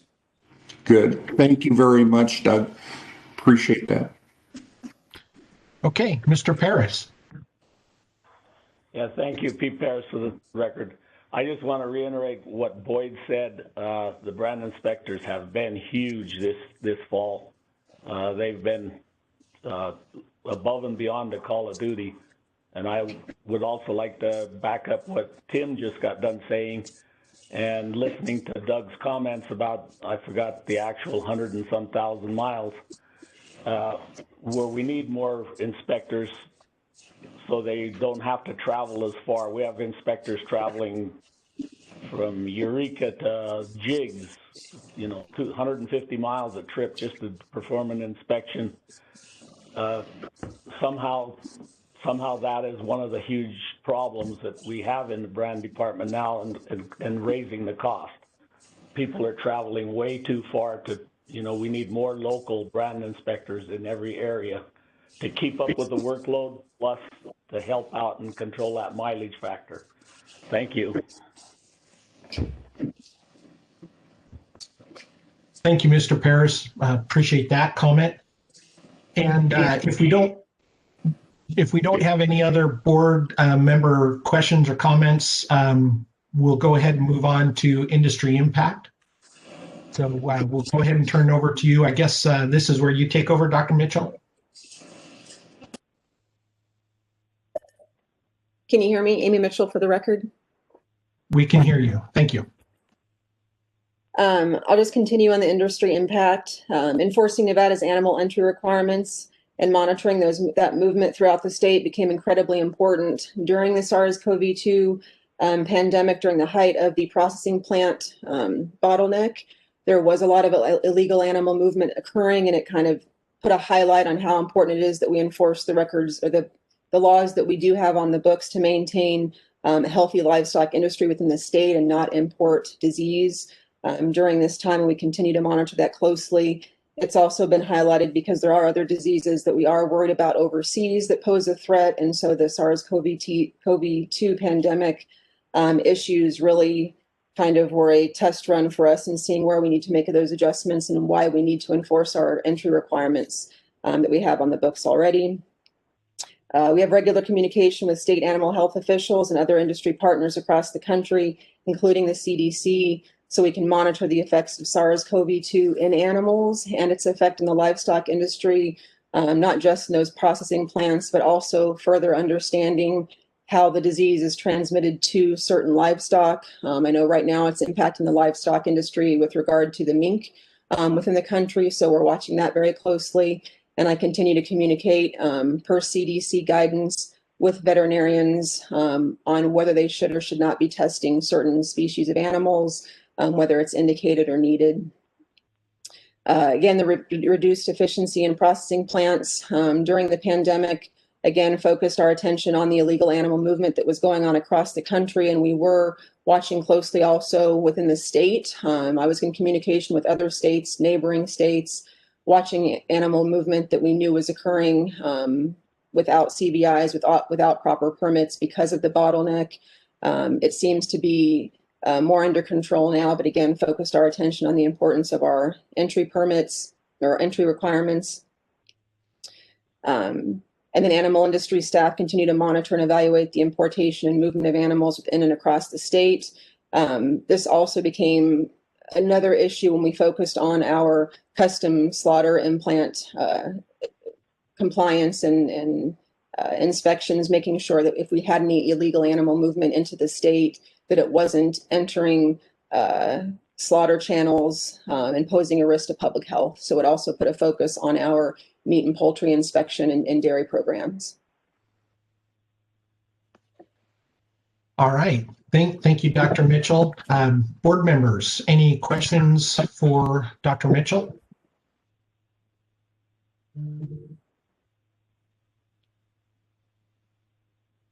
Pete, are you ahead? Yes, Pete Paris for the record. I have one question for Dr. Mitchell. Are you receiving a lot of entry permit numbers for sheep coming into the state? And I guess that's my question. I do see all the entry requests as they come in. I have not noticed an increase or a change with regard to sheep. We haven't seen a lot of sheep import requests, but we haven't noticed any changes. What about the sheep coming in from out of state for a short period of time that usually get entry permit numbers? Is that being followed up, and are we seeing that they're still getting their entry permit numbers, or have they backed off and just coming into the state and going home at the end of the winter? So far, we haven't received any reports of, I guess I would say, illegal sheep movement. Again, our permit system is pretty steady. The biggest concern I think that we noticed were larger events that I guess in the past maybe we hadn't been seeing a lot of compliance with. We have been able to get compliance with those events this past 6 months. So we've been making some pretty big improvements with respect to that. But I have not noticed at this time any changes with illegal sheep movements as compared to past. Thank you. Okay, one more call for questions, either for Dr. Mitchell or for Mr. Ferris. Okay, it looks like you guys answered everyone's questions, so thank you very much. So right now we'll be moving on to number 7, food and nutrition, but we've been going here for almost 2 hours, so let's give everyone a 10-minute break. And if we could rejoin the meeting here, and my suggestion is just mute your line, and if you don't want people videotaping or watching you on video, you can turn off the video. But let's take a 10-minute break and we'll come back just after 11 o'clock. Thank you.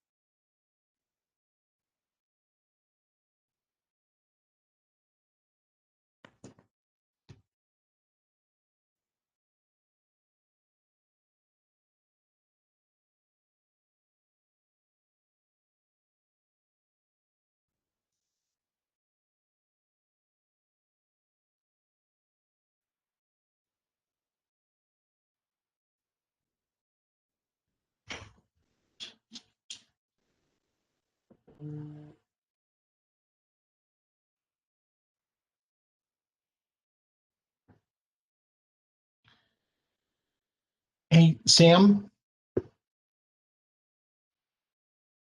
Yes, sir. Are we recording still? Yes. Okay.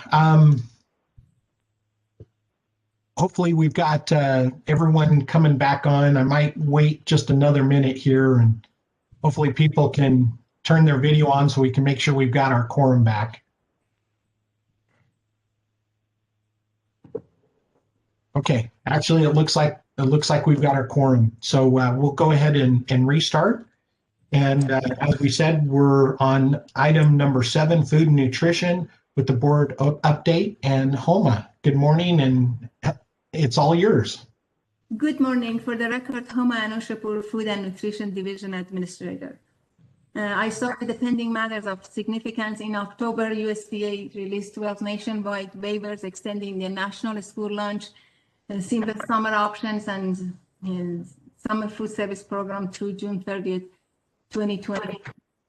This flexibility helps our sponsors to streamline the meal distribution process and provide access to more children and cover all children from age 18 and under. And also, because it was announced in October, our sponsors were able to retroactively get reimbursed for the food that they provided from the beginning of the year. We also submitted a waiver for some flexibilities for our completing compliance reviews, and we are still waiting for the approval. In terms of partnership, there has been an ongoing partnership between the Community Nutrition and Department of Health and Human Service Division of Behavioral Health.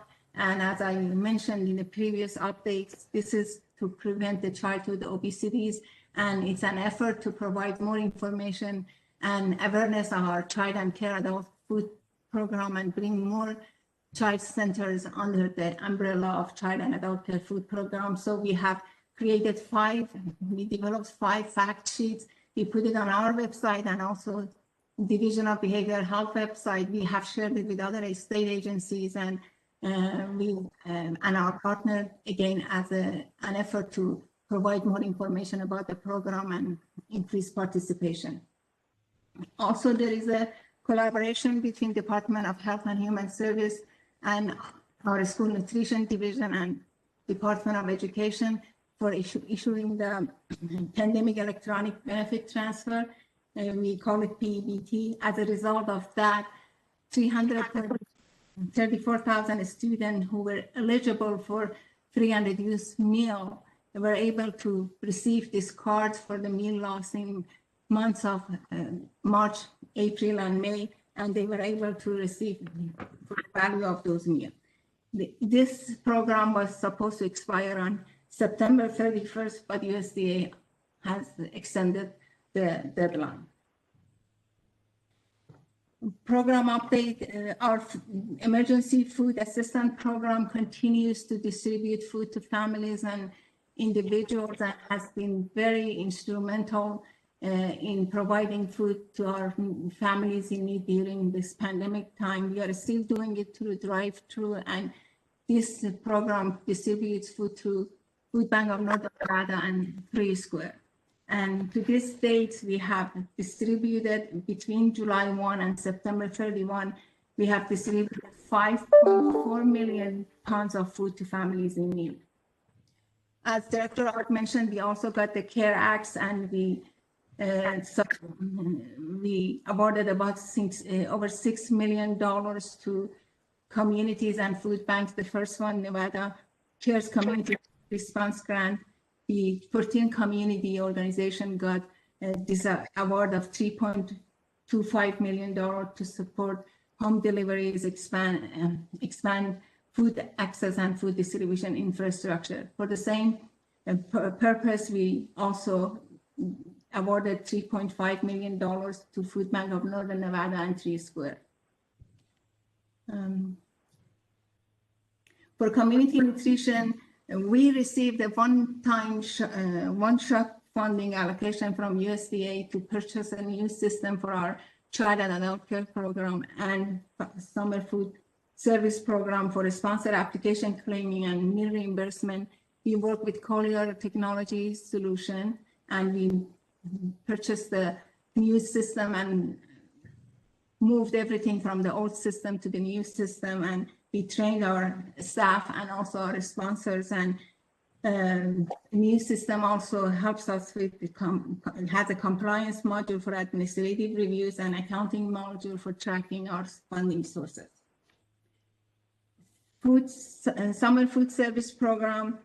A lot of school authorities, food authorities selected summer food service program during this time, and that means we have to do, they're the first time sponsors, and we have to do administrative or compliance review, and we have been doing those through virtual review through Zoom and receiving electronic records. And to this date, we have from July 1 to October 30th, we have served over 5.7 million meals to children age 18 and younger.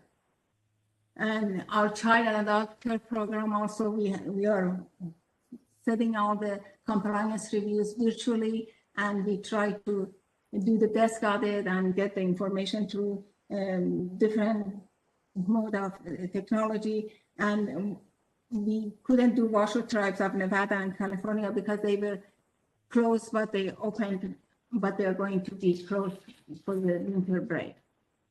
Our child care centers are not at the capacity, but one of the positive outcomes for our child care is that right now those school-age children who are doing distance learning and their parents are working, they are going to those child care centers for distance learning while parents are at work. And for child and adult care program from July 1 to October 30th, we have served over 400,000 meals. Our school nutrition also have to schedule all the compliance reviews for school year 2020 and 21, and they are doing that again remotely and through virtual technology.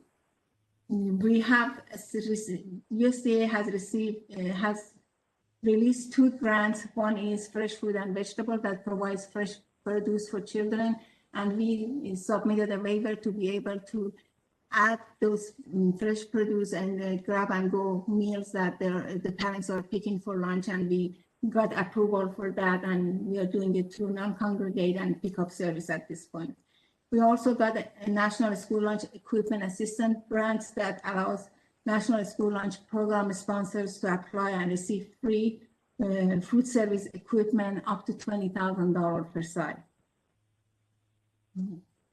We approved for school year 2021, we approved about 61 National School Lunch applications, but they were the schools and districts were given the option to use either summer food program, service program, or some seamless summer option. So 10 sponsors chose summer food and 29 chose seamless summer, and 10 special meal program. And the number of meals we have served year to date, I have listed, is lunch over 300,000 and breakfast over 255,000. And we also reimburse for fresh food and vegetable. To these days, we have reimbursed them about $11,900, over $11,000. So this concludes my updates. And is there any questions? Thank you, Homa. Any questions for food and nutrition? So I do have a question. I just want to make sure that I understand correctly. So the TFAP program is totally separate from the community nutrition portion, and funds and meals are totally separate between the two programs? Yes, the community nutrition is just child and adult care programs and our summer food service program. The TFAB is part of our food distribution team that distributes food through the 2 food banks. Okay. Well, thank you for the explanation. And I was wondering if they kind of overlap, but when you start looking at the number of meals and people that are served, it's amazing to see these numbers. And I guess, quite frankly, it's frightening that there are that many people in need of assistance. But thank you for the work your department or your division's doing. You guys are doing a great job. Thank you. Did it sound like there might have been someone trying to ask a question? All right. Well, thank you, Homa. It looks like you're off free. Thank you. So we'll move on to item 8, administration. 8A being the board update, and this will be Jerry. Good afternoon, or still good morning. Can everyone hear me? You're coming through perfectly. Okay, thank you. I'm calling in via the phone, just so everybody's aware. I think everybody has a copy of the Administration Division Board report, and I'll hit a few points on here, but please let me know if there's any questions, and I'm happy to address them. And there's also some other department folks here who can help answer any questions. Some of these items you heard about in various reports. The first one being our regular communication out through the media to the public about caution, around areas where the Virginia range feral horses are. And sorry, I'm talking in the first portion here, media releases. And then you heard some updates on CARES Act funds from Director Ott. So we've been steadily communicating, again, via the media to the public and our partners around funding that's available. And we had another grant fund available for conservation groups addressing noxious weeds, and I believe that was through the U.S. Forestry Service for lands that are either forestry lands or near forestry lands. Let's see, I will, unless there's any questions, I'll go ahead and just throw out a few points here for the global trade and economic development. You can see a lot of what's reflected in here as our current situation with virtual trade missions that weren't able to be conducted in person given the pandemic, but work is still happening again just virtually. Some examples of some direct results in relation to this report right now are some samples from a Nevada distillery into Canada, which resulted in some purchase of the product.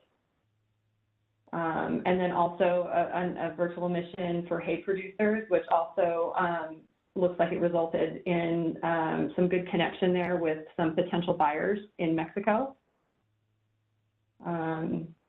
And then there are continued virtual trade missions coming up. And I know that, as with everybody else in our department, our global and trade coordinator is looking forward to when he can conduct business in person again. Any questions on this board report? Thank you, Jerry. Board members, any questions for Jerry regarding their communications, global trade, or anything along those lines? I guess I'll ask one question.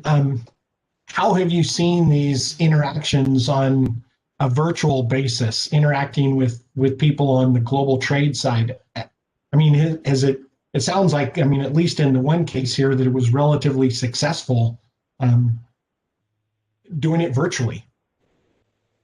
Yes, and I think as with everything, it was a challenge in the beginning, but we're quite far into it. I see our global trade coordinator, Dylan Davidson, is on the call. So Dylan, do you want to speak specifically to how they're going virtually? Yes, this is Dylan for the record. It's definitely been an interesting few months of doing virtual missions. In terms of interactions from industry, it's been hard to get our industry involved with those virtual missions just because they are so used to doing in-person meetings. But we have been able to get industry to participate in virtual missions, and in a way makes it a little bit easier. It's definitely more cost effective for our industry that they're not traveling, or we're not bringing international buyers into Nevada. So it makes it a little more convenient that they can just get on the computer or on their phone and have those international meetings. Thank you. I appreciate that, because that's, I guess, industries in every way have changed this year. And I was just curious how much it's impacted on the global trade side. So thank you. Any other questions before we move on? All right. 8B, Department Contracts Policy Revision. And Jerry, did you want to cover all three of them at once, and then we can vote from there? Or what would you like to do on these? Sure, I'm happy to do that. Okay, so what we'll do, and just to make sure everyone's following along with us here, we have sections 8B, C, and D. They're all action items in regard to department policies. So what they're going to be asking us to do is take a vote on whether or not we want to approve those policy changes.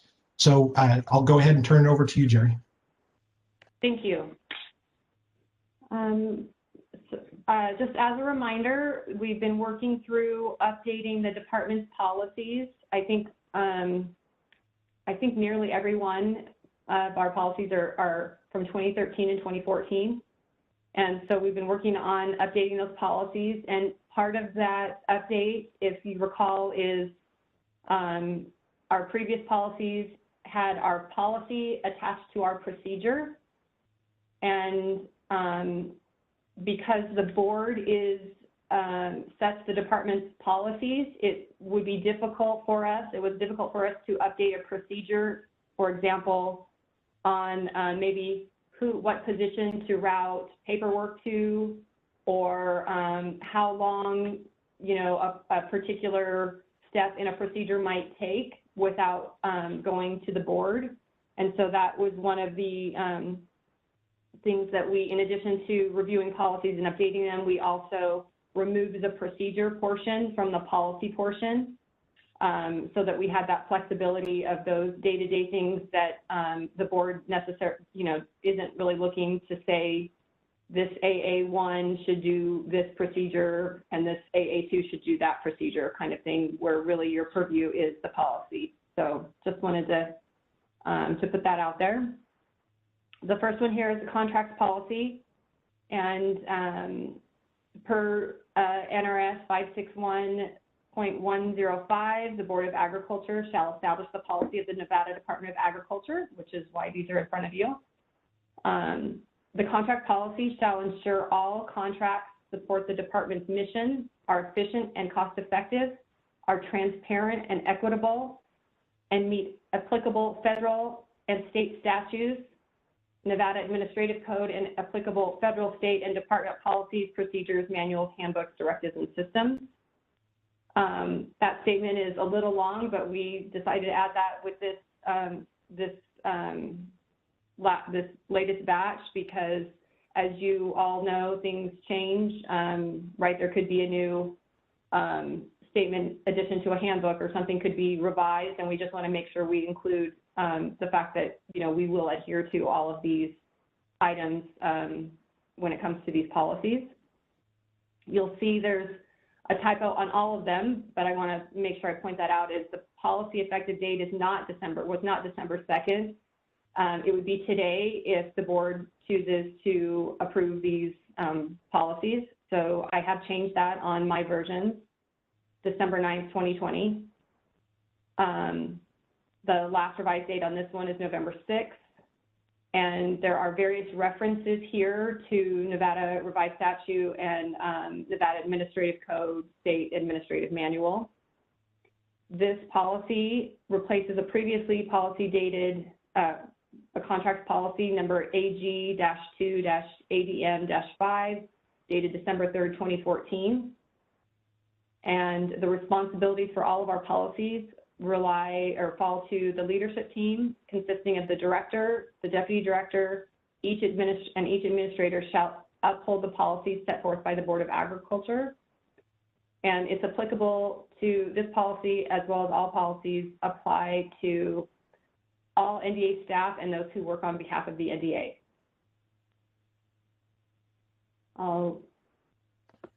Okay, thank you, Jerry. And why don't we open this up to questions? Do we have any questions from the board in regard to department contracts policy revisions?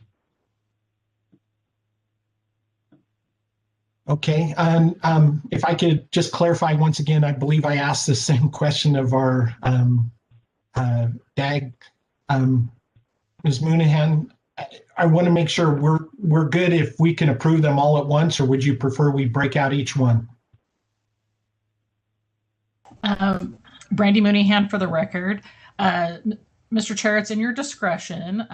I would ask that if there does seem to be mixed approval, that you could split them out. But if everyone seems to go one way or the other, it is fine to take them all together.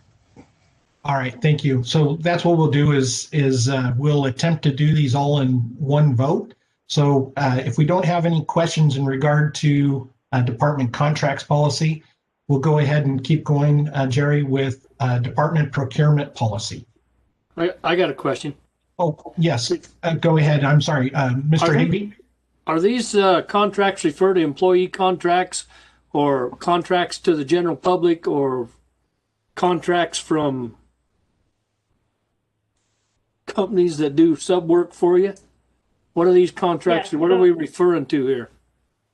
Excuse me, good question, thank you. So these would be anyone we're doing, potentially quote, doing business with. It could be somebody who comes in to do, work on our HVAC unit. It could be with contract employees, like a manpower type business. So anything like that. Okay, thank you. Okay, if we don't have any other questions, then we'll go ahead and move on to the next one here. Jerry, go ahead. Thank you. Next up is our procurement policy, and some of this will be redundant, but I'll go ahead and read through it. Per NRS 561.105, the Board of Agriculture shall establish the policy of the Nevada Department of Agriculture. The procurement policy shall ensure all procurement and purchases support the department's mission, are efficient and cost effective. Sorry about that, my words are not coming to me. Are transparent and equitable and meet applicable federal and state statutes, Nevada Administrative Code, and applicable federal, state, and department policies, procedures, manuals, handbooks, directives, and systems. Again, there's a typo in this one. I've corrected it to be December 9th. If the board approves, this policy would be effective as of today. The last that this was revised was November 14th. And there's various references to Nevada Administrative Code, Nevada Revised Statute, and the State Administrative Manual. This policy replaces a previous policy, which was titled purchasing, but procurement seemed to be, is kind of that bigger picture of purchasing, more encompassing. So we chose to go with procurement versus purchasing. Ag 1, Admin 4, dated December 3rd, 2014. And the responsibilities, the leadership team consisting of the director, deputy director, and each administrator shall uphold the policies set forth by the Board of Agriculture. And this applies to all NDA staff and those who work on behalf of the NDA. Okay, regarding the procurement policy revisions, do we have any questions, comments, concerns? All right, then we'll move on to the next item, 8D, Department Attendance and Leave Policy Revision.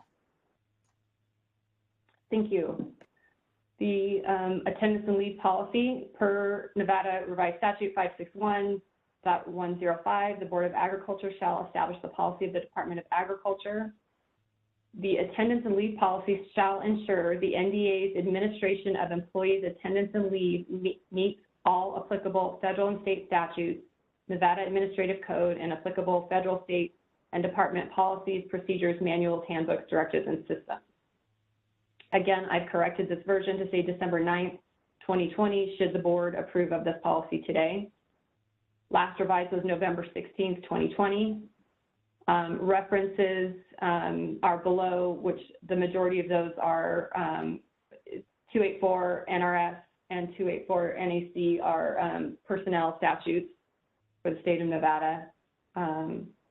This policy replaces 3 previous policies, and it replaces, I'll go over this and then I'll explain why. So the attendance and leave policy, Ag 1-HR-1, dated March 26, 2013, catastrophic leave, Ag 1 HR 2, dated March 26, 2013, FMLA leave, which is the Family Medical Leave Act. Wait, Family and, yeah, sorry, I think that's correct. Ag 1 HR 1, dated March 26, 2013. And we had a policy titled the Administrative Leave Policy, but then we had 2 policies that were related to leave that we thought, as we were updating them, they should be rolled into the entire policy of attendance and leave. So this one policy will take into account those 3 policies. The responsibilities, the leadership team consisting of the director, deputy director, and each administrator shall uphold the policies set forth by the Board of Agriculture. And it's applicable to all staff and those who work on behalf of the NDA. All right, Jerry, thank you. Board, any questions in regard to attendance and leave policy revisions? All right, if the board is with me here, what we would like to do is if we could get a motion to approve, if that is the desire of the board, to approve items 8B, C, and D regarding policy revisions. And I'm not sure, we might need to add in there with the changes stipulated on the date to change the dates accordingly on each to December 9th. This is Commissioner Higbee. I'll move to approve the 3 policy changes with correction of dates. All right, thank you, Mr. Higbee. Do we have a second? I second. And that was Paul No? Correct. All right, thank you. So we have a motion from Mr. Higbee, second by Mr. No. All those in favor signify by saying aye. Aye. Aye. All opposed? All right, passes unanimously. Thank you, Jerry. And we're now done with number 8. Move on to item 9, plant industry for a board update with Ashley. Good morning. For the record, Ashley Jepson, Plant Industry Administrator. You have the update in front of you, so I'll try to just do some updates on any developments that we've had since this has been submitted or expand upon some of the information. Under our division overview partnership activities, a couple things I wanted to highlight is Annually, we partner with United States Geological Survey to assess where there might be some leaching or contamination of pesticides within some of our surface waters. That's been an ongoing collaboration, but trying to get some of that information out more to the public has been a goal. So we've been partnering with them and creating a fact sheet on what the findings have been over the last 5 years on that, just trying to see things are contaminations happening in areas we didn't previously expect. So that will be published here shortly, and I'll have an update for you during our next board meeting. In terms of produce safety, as I've mentioned in some of our previous board updates, the Food Safety Modernization Act is still relatively new to the industry. So we have been out doing more and more education. Of course, a lot of that's moving virtually and doing inspections as well to make sure that farms of that size are meeting those federal expectations and doing preventative measures for food safety risks. To make sure that we're giving the technical assistance that's needed, especially with some of the COVID-19 additional measures that have been added. We are planning some virtual trainings that'll highlight some of the resources we've created, and we'll be continuing to work with Desert Farming Initiative on doing that. We want to have the right balance of education to help folks succeed with complying with these, in some instances, rigorous regulations. As mentioned, we're shifting towards a lot of virtual trainings like everybody else. So we've been working with Cooperative Extension on some of our pesticide education. There's CEU requirements annually for those that hold licenses, and there's been a lot of concern as to how they're going to continue to do that. As in the past, most of them have been through conferences and meetings, but we've been working with them to do virtual to get information updated so that they're meeting requirements. A good list of opportunities for folks to meet that. In the past, there had been some concern from industry when we were on hold for our testing, but just an update to you, we have been doing pesticide licensing testing, and it appears that we're caught up for the time being with maintaining social distancing, putting in place measures to protect our staff as well as members of the public, and continuing to proceed with that. And we'll keep doing that through this relicensing that opens in the next month. Within our program updates, I just wanted to highlight on entomology. I know in the past there's been some concerns on some of our survey work, especially with our Mormon cricket abatement. So we're kind of past the season, but thankfully we were able to get staff on to keep our surveys going on for pests of significance to our industry. And as you can see, there certainly has been no reduction in our pests identified. We've received definitely a surge in more email submissions, text submissions requesting pest identification on top of our survey pickups. But as you can see, our entomologists identified about 25,000 to date, and also 52,000 insects. So there's been no shortage of work there. Some exciting momentum with our noxious weeds program. Our weed-free program is so critical to getting folks, especially sources for where contaminated seed can be stemming from. So our weed-free program is continuing to pick up. We saw a lot of expansion in some areas where we hadn't had previous participation. And we also are expanding that to weed-free mulch, which once we have our MOU established, which is in the works right now, so I think we'll have something turned around in the next couple of weeks, we'll be able to offer that service and keep up that weed mitigation work, which we're really optimistic about. So there's some updates on the areas that we saw new participation on, and there's ongoing momentum. Within our noxious weeds update for survey and mapping of noxious weeds, I wanted to highlight some of the work we've been doing on our early detection and distribution program. We've been working on a SOP and strategic plan for EDRR. A big part of what we're doing there is we want to prioritize some of our work on those noxious weeds that shouldn't, frankly, in particular are of urgency. If they're not overly prevalent here and they pose significant risk, we want to get on top of them rather quickly so they don't get into those Class B, Class C. So we're really focusing on Class A for our early detection and rapid response species.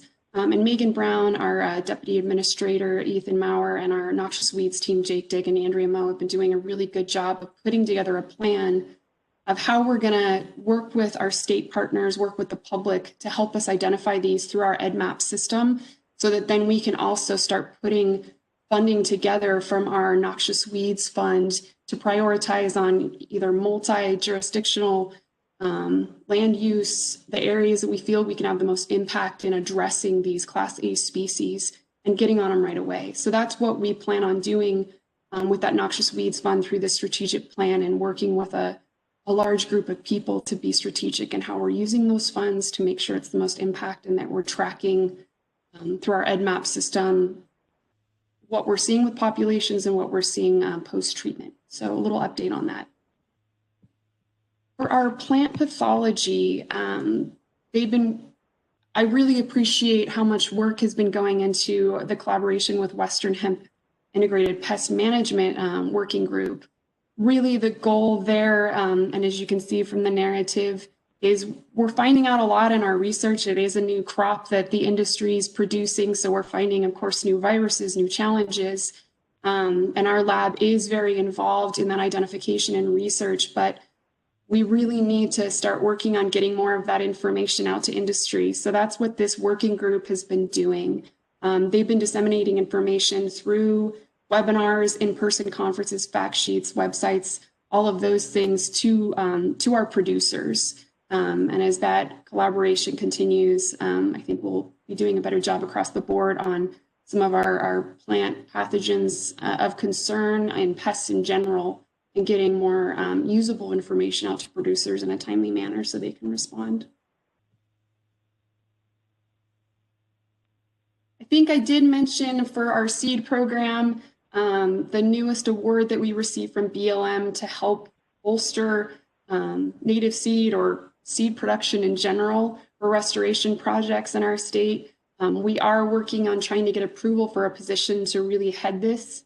So it'll be working with growers directly on what seeds are in demand, more information on this industry in general, so we can bolster production from our producers and entering this market while also providing local seed for these restoration projects. So there will be website development. There'll be a lot of engagement once this position's hired with industry.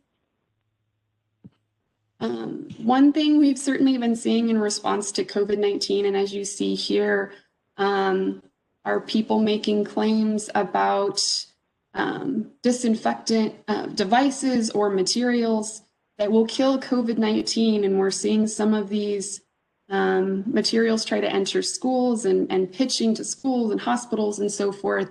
But we're seeing a lot of them have not been vetted by EPA. So we've been working with our communications team to try to get some messaging out to these groups in particular of what they need to look for if they're having people approach them with new devices or whatever it may be, or pesticides in general that they deem effective, to confirm that they're actually effective, while also doing some investigation in conjunction with EPA. On top of that, we're also working, we've been doing some outreach on EPA lists that have products, making it a little bit easier for folks to find out on what's been vetted, what's been approved for COVID-19 mitigation. This is updated regularly, and we're hoping that more of that outreach with industry will flag this, as it seems to be an emerging issue. For our crops division, our shipping point and onions, I want to draw attention that we have seen, as mentioned, an increase in our phyto-sanitary certificates. So those are really what we're issuing to confirm that there's no pests that are being exported. And so we've seen a 23% increase since the start of the year, which is interesting. But if you see in the actual table, we're highlighting the number of phytosanitary certificates, which is where we've seen the increase, in addition to our export certificates. Our export certificates are specific to the USDA grade inspections. So those are confirming USDA compliance criteria and issuing for that. But you'll see in FY21 is pretty standard for the number of certificates issued, but we also reported pounds applied for export, and it looks pretty low for the time being. Most of this usually peaks by March, but I will say we've seen some impacts based on the onion outbreak that happened in Canada, and that's impacted and created some shift to more domestic markets. And also, we usually see the biggest peak in production right around the holidays, or actually export requests around the holidays. So I will give you an updated report on the pounds applied for export during our next board meeting. And for our hemp production, I have here a summary, and if there's any questions, happy to report on that. We did see more of our requested certification reflect our 2018 numbers. So you'll see here that we went from, in 2019, we had 213 growers. In 2020, we had 116, which again is very similar to our 2018 numbers. I'm sure COVID had some impacts with that. In addition to just seeing fluctuations in the market, a lot of people surged to new production and are interested and may deem that it's not something they wanted to pursue. So I think there's a number of things that account to that shift. Again, it just being so new. But our numbers are based on calendar year, so this reflects what we had for the year. In terms of disposals, which is probably where a lot of the interest is, so for a Delta-9 THC total potential testing, we saw that only 7.8% did not meet compliance requirements. So that's really positive from our standpoint. That means folks really are looking at the THC levels in their crop, monitoring and harvesting in a good time. So it was a good year in terms of that. Of course, we never want to see any disposal. That's certainly not positive, but we were expecting these numbers to be much higher last year. And we've continued to see that our growers are just really on top of it. So it's a huge kudos to them. Let me just check my list here. I think I highlighted just about everything I wanted to touch upon. And if there's any questions, happy to answer. Thank you, Ashley. Board members, any questions for Ashley?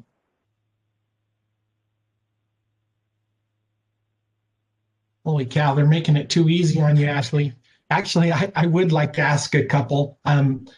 One is going back to what you were talking about on the COVID side. And I know I've been hearing and seeing that it's everything from pest control companies to carpet cleaning companies that are claiming that they have all these wonderful things they can spray in your business, your home, and make it perfect. So the best way for whether it's someone that's thinking about doing that service or someone that's thinking about receiving that kind of service, is it best that they check in with you, or how do they vet that type of product and service? That's a great question. One of the things, and I need to actually double check on this because I believe it was happening back in January, February, is we post a list of licensed providers. And we do, through our inspections, we do audits of their records to make sure that they're applying registered products, that they're meeting all those requirements per their license. So if looking at service, that's a great route of finding who is actually licensed. I'm happy to provide a link. I'll double check. It should have been updated on our website. And I believe that's updated bi-monthly or monthly. And of course, if anybody ever requests, we're happy to provide that information. And in terms of products, there are registered lists. They usually have an EPA label on there. And that's a great thing to look for. There are some exceptions to that, but for the most part, if they have an EPA number, they're good to go. And Heather, if I missed anything, by all means. No, I think you covered it, Ashley. You've done very well. Thank you. All right. Thank you, Ashley and Heather.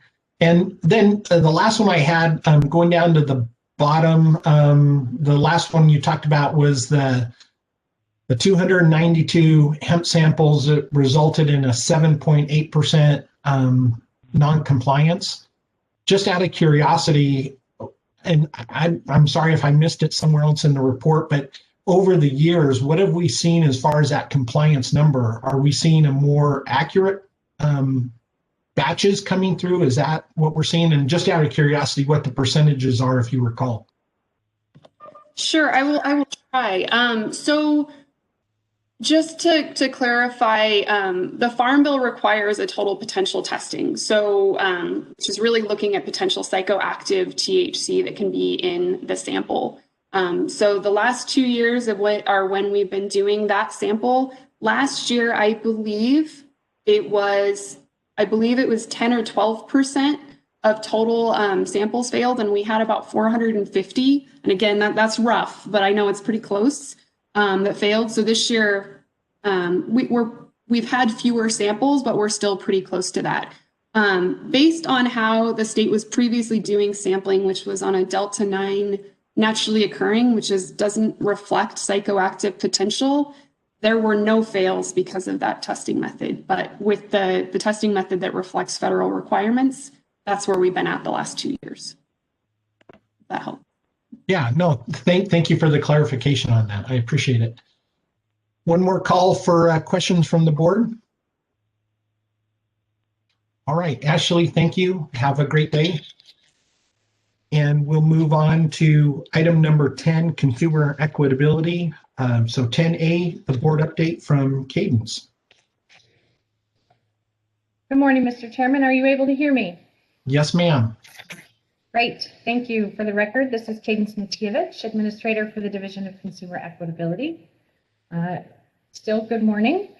I will just do some slight updates to your board report.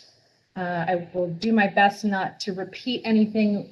You got some good information in the director's report about the division's COVID operations, so I won't spend much time on that unless there are specific questions. And the director also gave highlights about regulations. There are a couple that I will speak to here. We did submit initial draft regulations to the Legislative Counsel Bureau for proposed amendments to NAC Chapter 581 and 582 back in June. We are still waiting for the LCB review draft on that to be able to adopt those as permanent regulations. Unfortunately, that is one of the ones that's caught up in the backlog. I think my family's a little worried about me because when they asked what my Christmas wish list is, I said an LCB review draft for file R079. So, you know, they're questioning my mental stability at this point, but it would be awesome if that thing came through this week. Nonetheless, we moved forward and held a workshop on that regulation yesterday, had good participation, and while certainly no one ever likes to hear that their fees are going up, we did not hear any significant opposition to the policy behind the changes that is in that file. And so we are looking to hold a hearing for adoption of that regulation in early January. Again, just going to wait another day or two before we post that to see if by chance the Christmas miracle happens and we get that review file from the LCB. Otherwise, we will adopt these as temporary regulations. And the reason for needing to do them as temporary regulations is so that the fee schedules that are contained within those regulations are adopted prior to the legislative session, because the Division of Consumer Equitability's budget relies on forecasts that take those new fee schedules into account. And so if we do adopt them as temporary regulations, we will then need to come back after the legislative session and go through the process once again to adopt them as permanent regulations. So just some clarification there in case you see that. Sometimes there's questions about why we would do them as temporary. In this case, it's very much a procedural issue because we can't adopt permanent regulations without that LCB file. So if anybody's making requests to Santa, put that in for me, would you? Put that in for us. The next item on your agenda is for adoption of changes to NAC Chapter 590, and then we have a companion regulation that has a hearing that will take place immediately following your board meeting. So we were fortunate enough to get those two from LCB, so we'll be looking to adopt those as permanent regulations here today.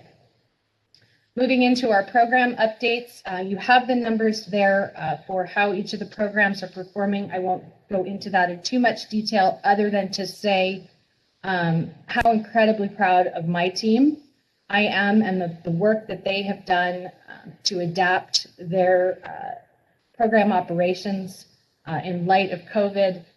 For metrology, those total number of items calibrated is actually 77% more than they had calibrated at this same time last year. Not a huge surprise because of the cycle of certifications. They're due every other year, and so this is typically a peak year. But the fact that they are up by that percentage under the current operating circumstances is commendable. For petroleum technology, that number that you see there represents a 17% decrease from where we were last year. Certainly that's attributed to the fact that we didn't have field inspectors out collecting routine samples for several months. And similarly for weights and measures, that number that you see there of total devices inspected is 9% less than where we were same time last year. And while certainly a lower number is not favorable, I will say we're doing really well. I got some updates from my counterparts in other states. Colorado is down 20% year over year. Utah is down 19% year over year. Montana is down 23% year over year. So the fact that we're down 9% year over year really is our weights and measures inspectors are to be commended. They've been working with business owners to try to conduct inspections in early morning hours before businesses open to the public, doing outdoor inspections and those kinds of things to try to keep industry moving while we keep the community, our employees and their employees safe. So again, I'm really proud of our team and I hope that you are as well. From an industry impact standpoint, as noted in your board report, the metrology laboratory is indeed still on schedule to close operations as of the end of December 2020.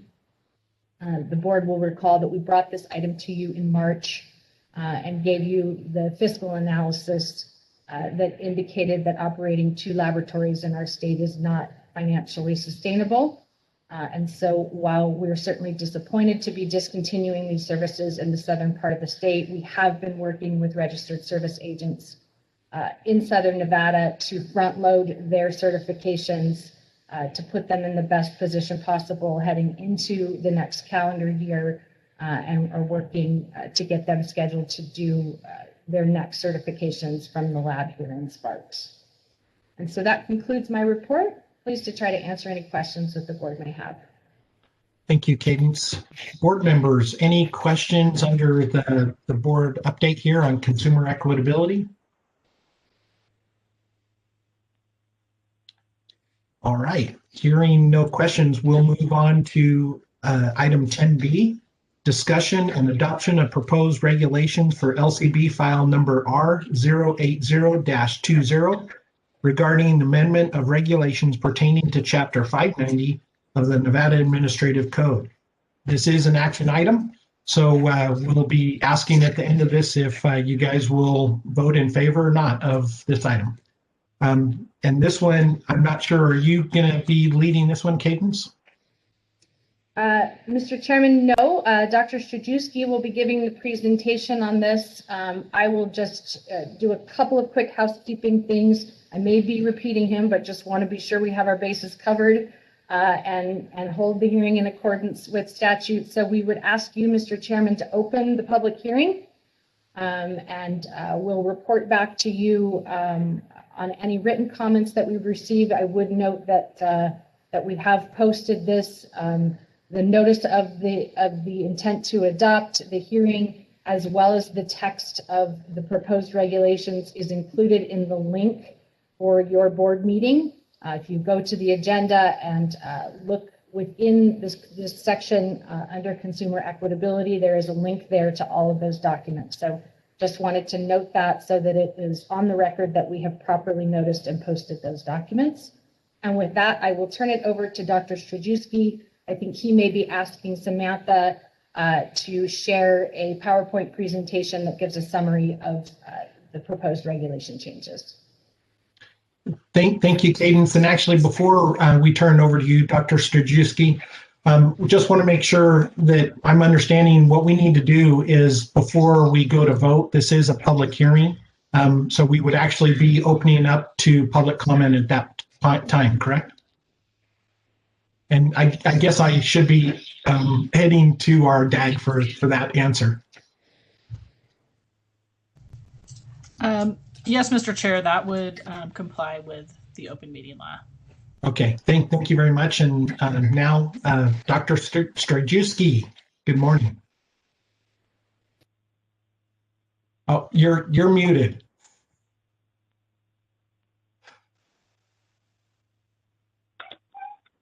All right, better? There you go. It's the two-step thing, both video and audio, on my phone.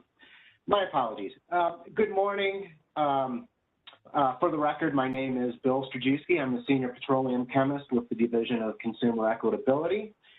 Before I start, I'd like to take just a second to also offer my congratulations to Acting Chair Anderson and Acting Vice Chair Spradling. I appreciate all of your expertise and thoughtfulness in the years that we have brought items to the board for consideration, especially Mr. Anderson, 12 years. Wow. Thank you very much for everything that you've done for the program and the division and myself personally, and good luck moving forward to both of you.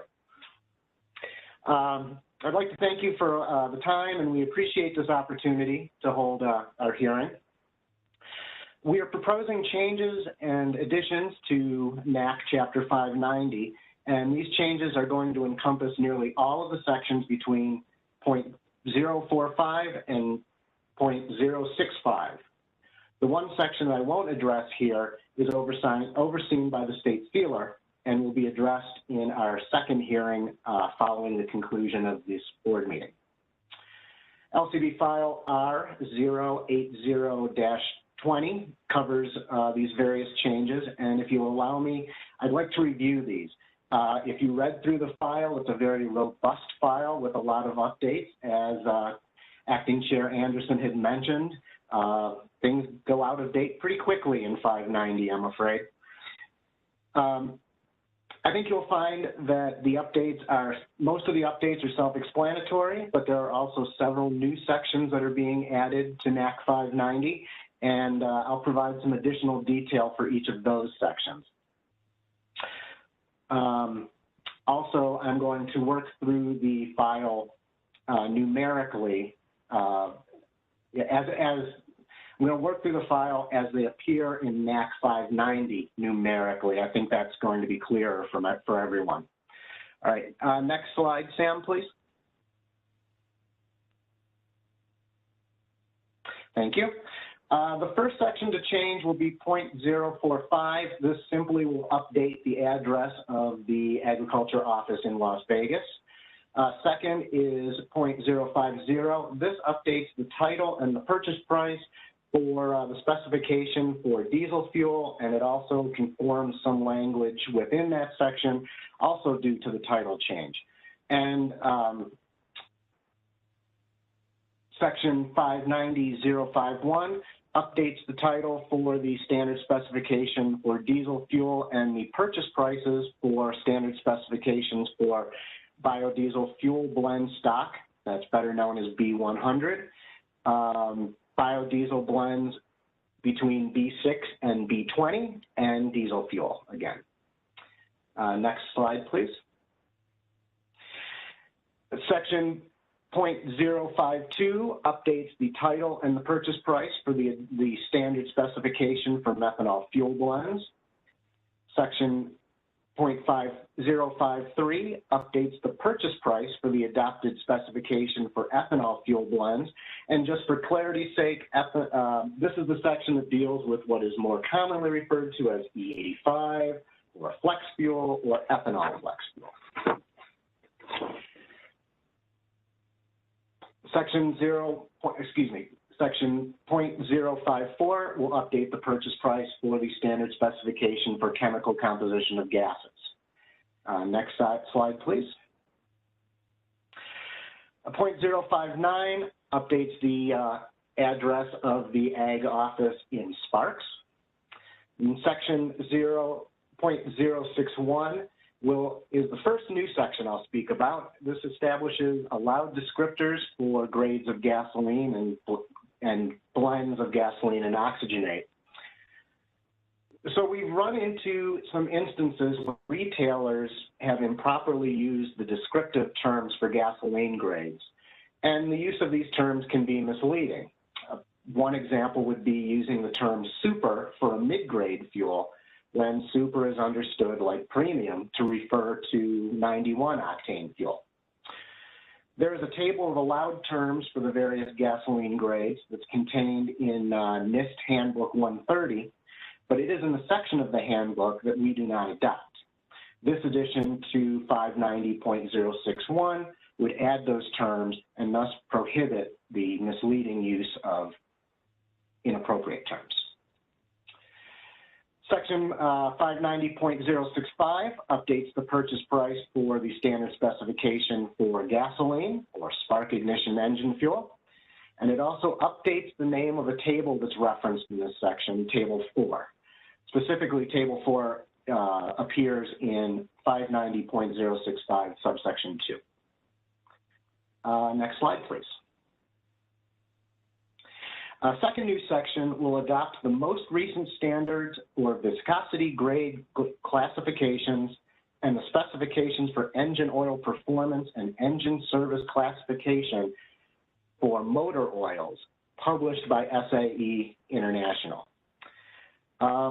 We realize that unlike in the various fuel sections of Chapter 590 where specifications have been adopted, that had never been done for motor oil. This will correct that omission. Last slide, please.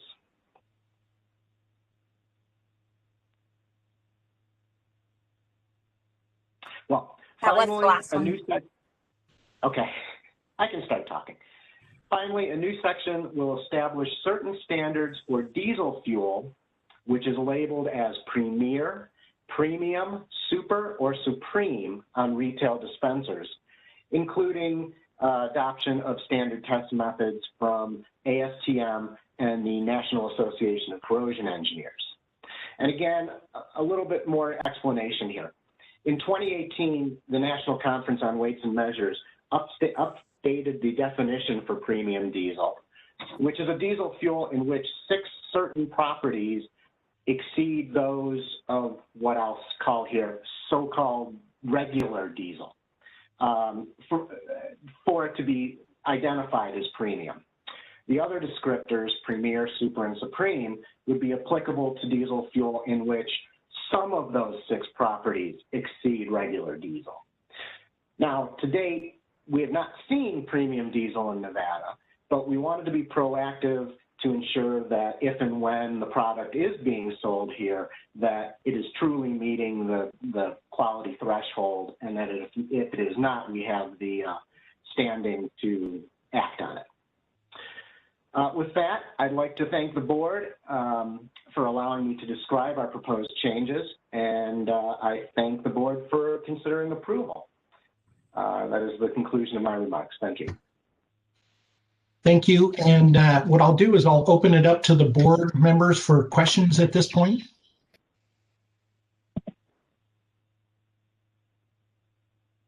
Right. I do want to say thank you very much, Bill. I appreciate the work you guys have done on this because there obviously there are a lot of changes that had to be made to it.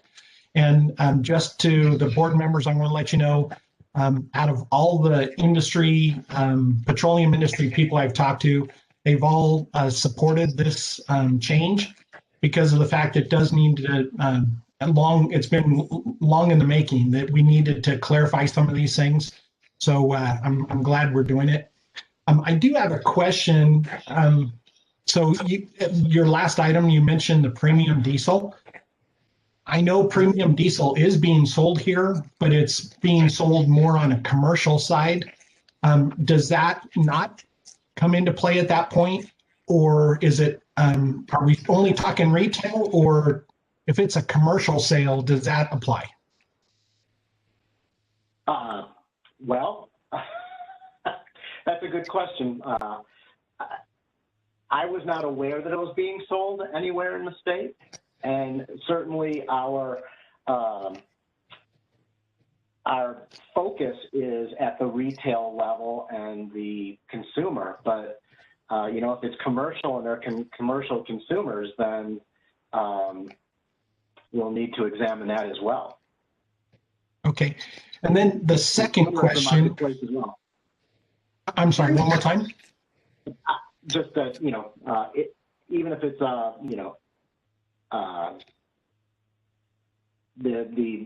the examples that you gave, those would still be, it's still the marketplace, and so it ought to be fair and equitable there as well. Chairman Anderson, may I add on to that, please? Please go ahead. Yes, in response to your question, Cadence Matievich, for the record, I would support Dr. Strajewski's answer and follow on to that yes, this would apply to fuel that's being sold, commercially or on a wholesale level, if you will.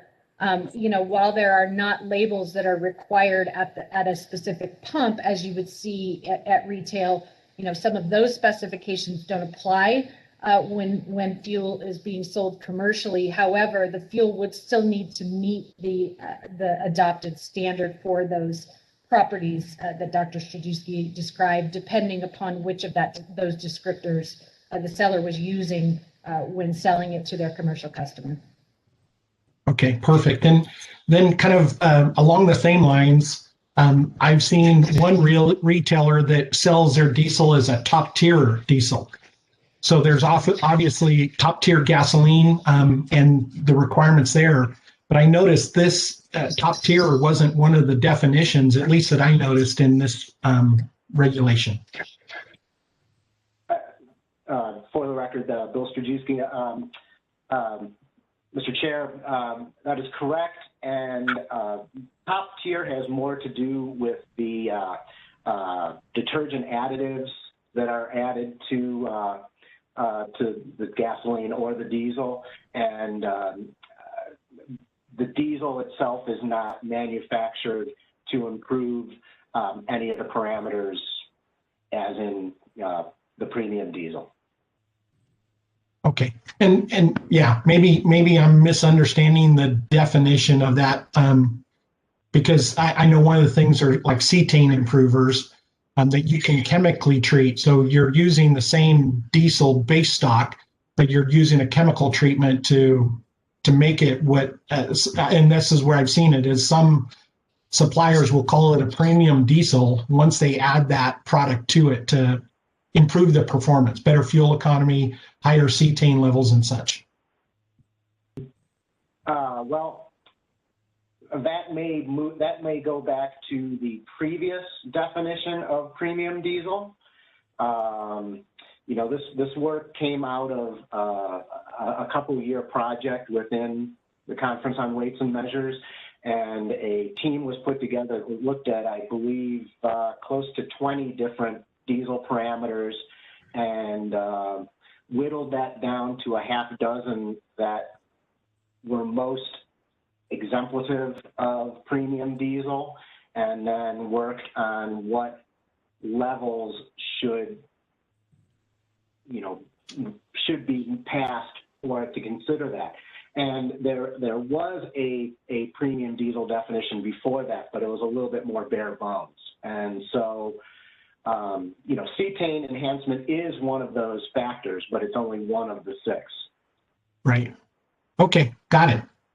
Thank you. Mr. Chairman?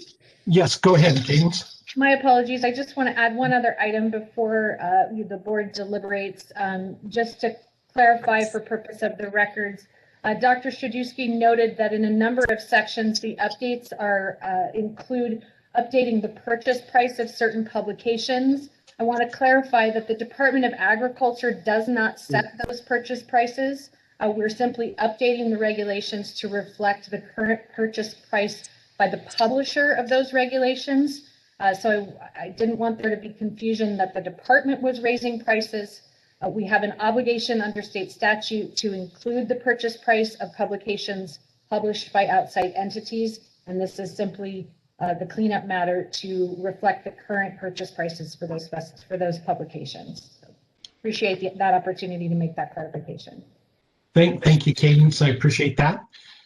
And since it sounds like we don't have any other questions or comments, we'll go ahead and move on to 10B before we actually go to a vote. I guess we're staying on 10B, but we're going to open this up as a public hearing. And Cadence, do you take it from here, or Bill? Mr. Chairman, if you'd like for us to continue through the process for your hearing, we'd be happy to do that on your behalf. However, as the chair, it's certainly your prerogative to conduct that hearing. As Ms. Mooneyhan indicated earlier, you would need to ask for public comment. Dr. Strajewski and I can confirm that I do not believe that we've received any written comments on this.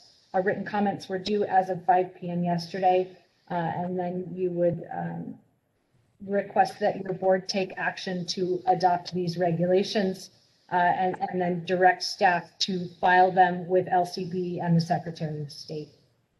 So if you'd like me to conduct that, I'm happy to. If you want to step through it, please. No, I think you did a great job of guiding me. Thank you. This is a unique one here. I get to end on a fun note here. So yeah, we're going to go ahead and open this as a public hearing.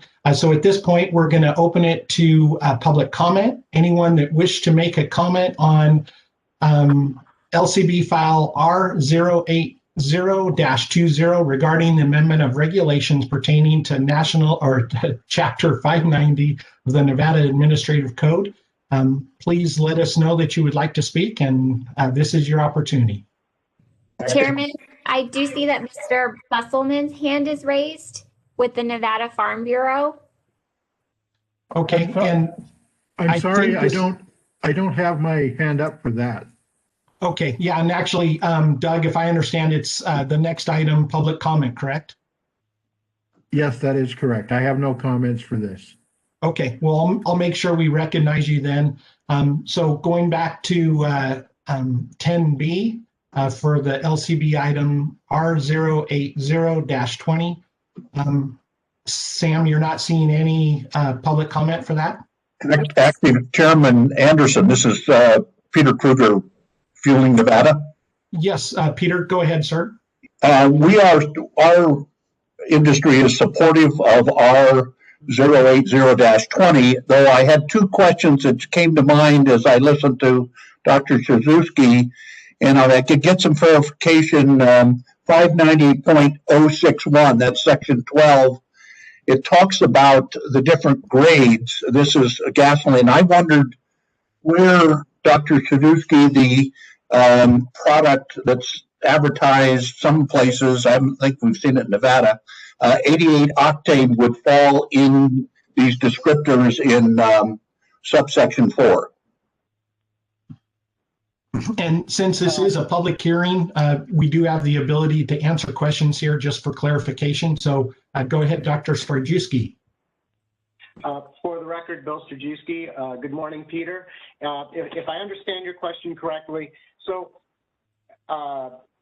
in the proposed addition to 590.061, there are both sections that apply to the descriptors where in the area of the state where 85 octane, then usually the mid-grade is 88 and the premium is 91, where that is sold, and then for the rest of the state, which is 87 and 89 octane and 91, and they are adjusted a little bit. I'm sorry, I don't have it right at hand right here, but they are, 88 certainly falls into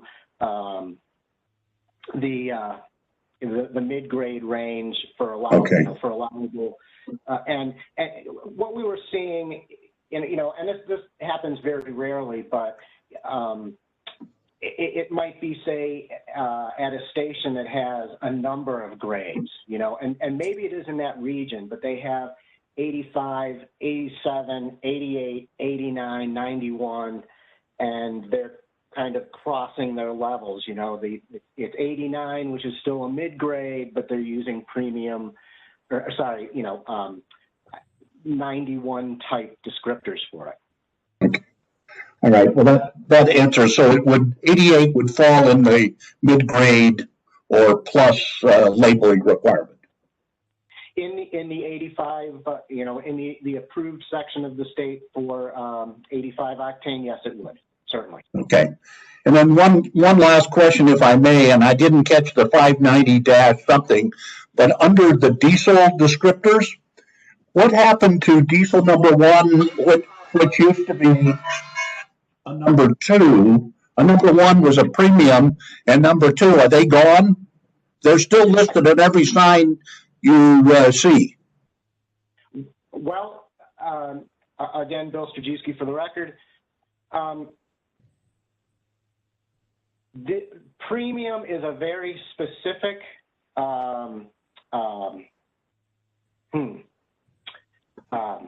blending of diesel, I will say. Now, there's still diesel 1 and diesel 2 that have different specifications, but within those specifications, there are 6 that must be met for a diesel to be marketed as premium. And those other descriptors I used, Premier and Super and Supreme, if it's at least one of those, but not all 6, they can be that way. I'd be happy to send you over some more information on that if you'd like. No, I think that answers my question. I just wanted to be sure that number 1 and number 2 are still a thing, but they can be enhanced with these other additives to be called premium or whatever. So that answers my question. And so, Mr. Acting Chairman, I want you to know, in fairness to the what should be weights and measures, I didn't attend the workshop, so my bad. But anyway, we're supportive of the file number. Thank you. Thank you, Mr. Kruger. Any other public comment on this item? Okay, hearing none, we'll close the public hearing portion of this and return to the board with item 10B. And unless we have any other questions or comments, do we have a motion to approve this item?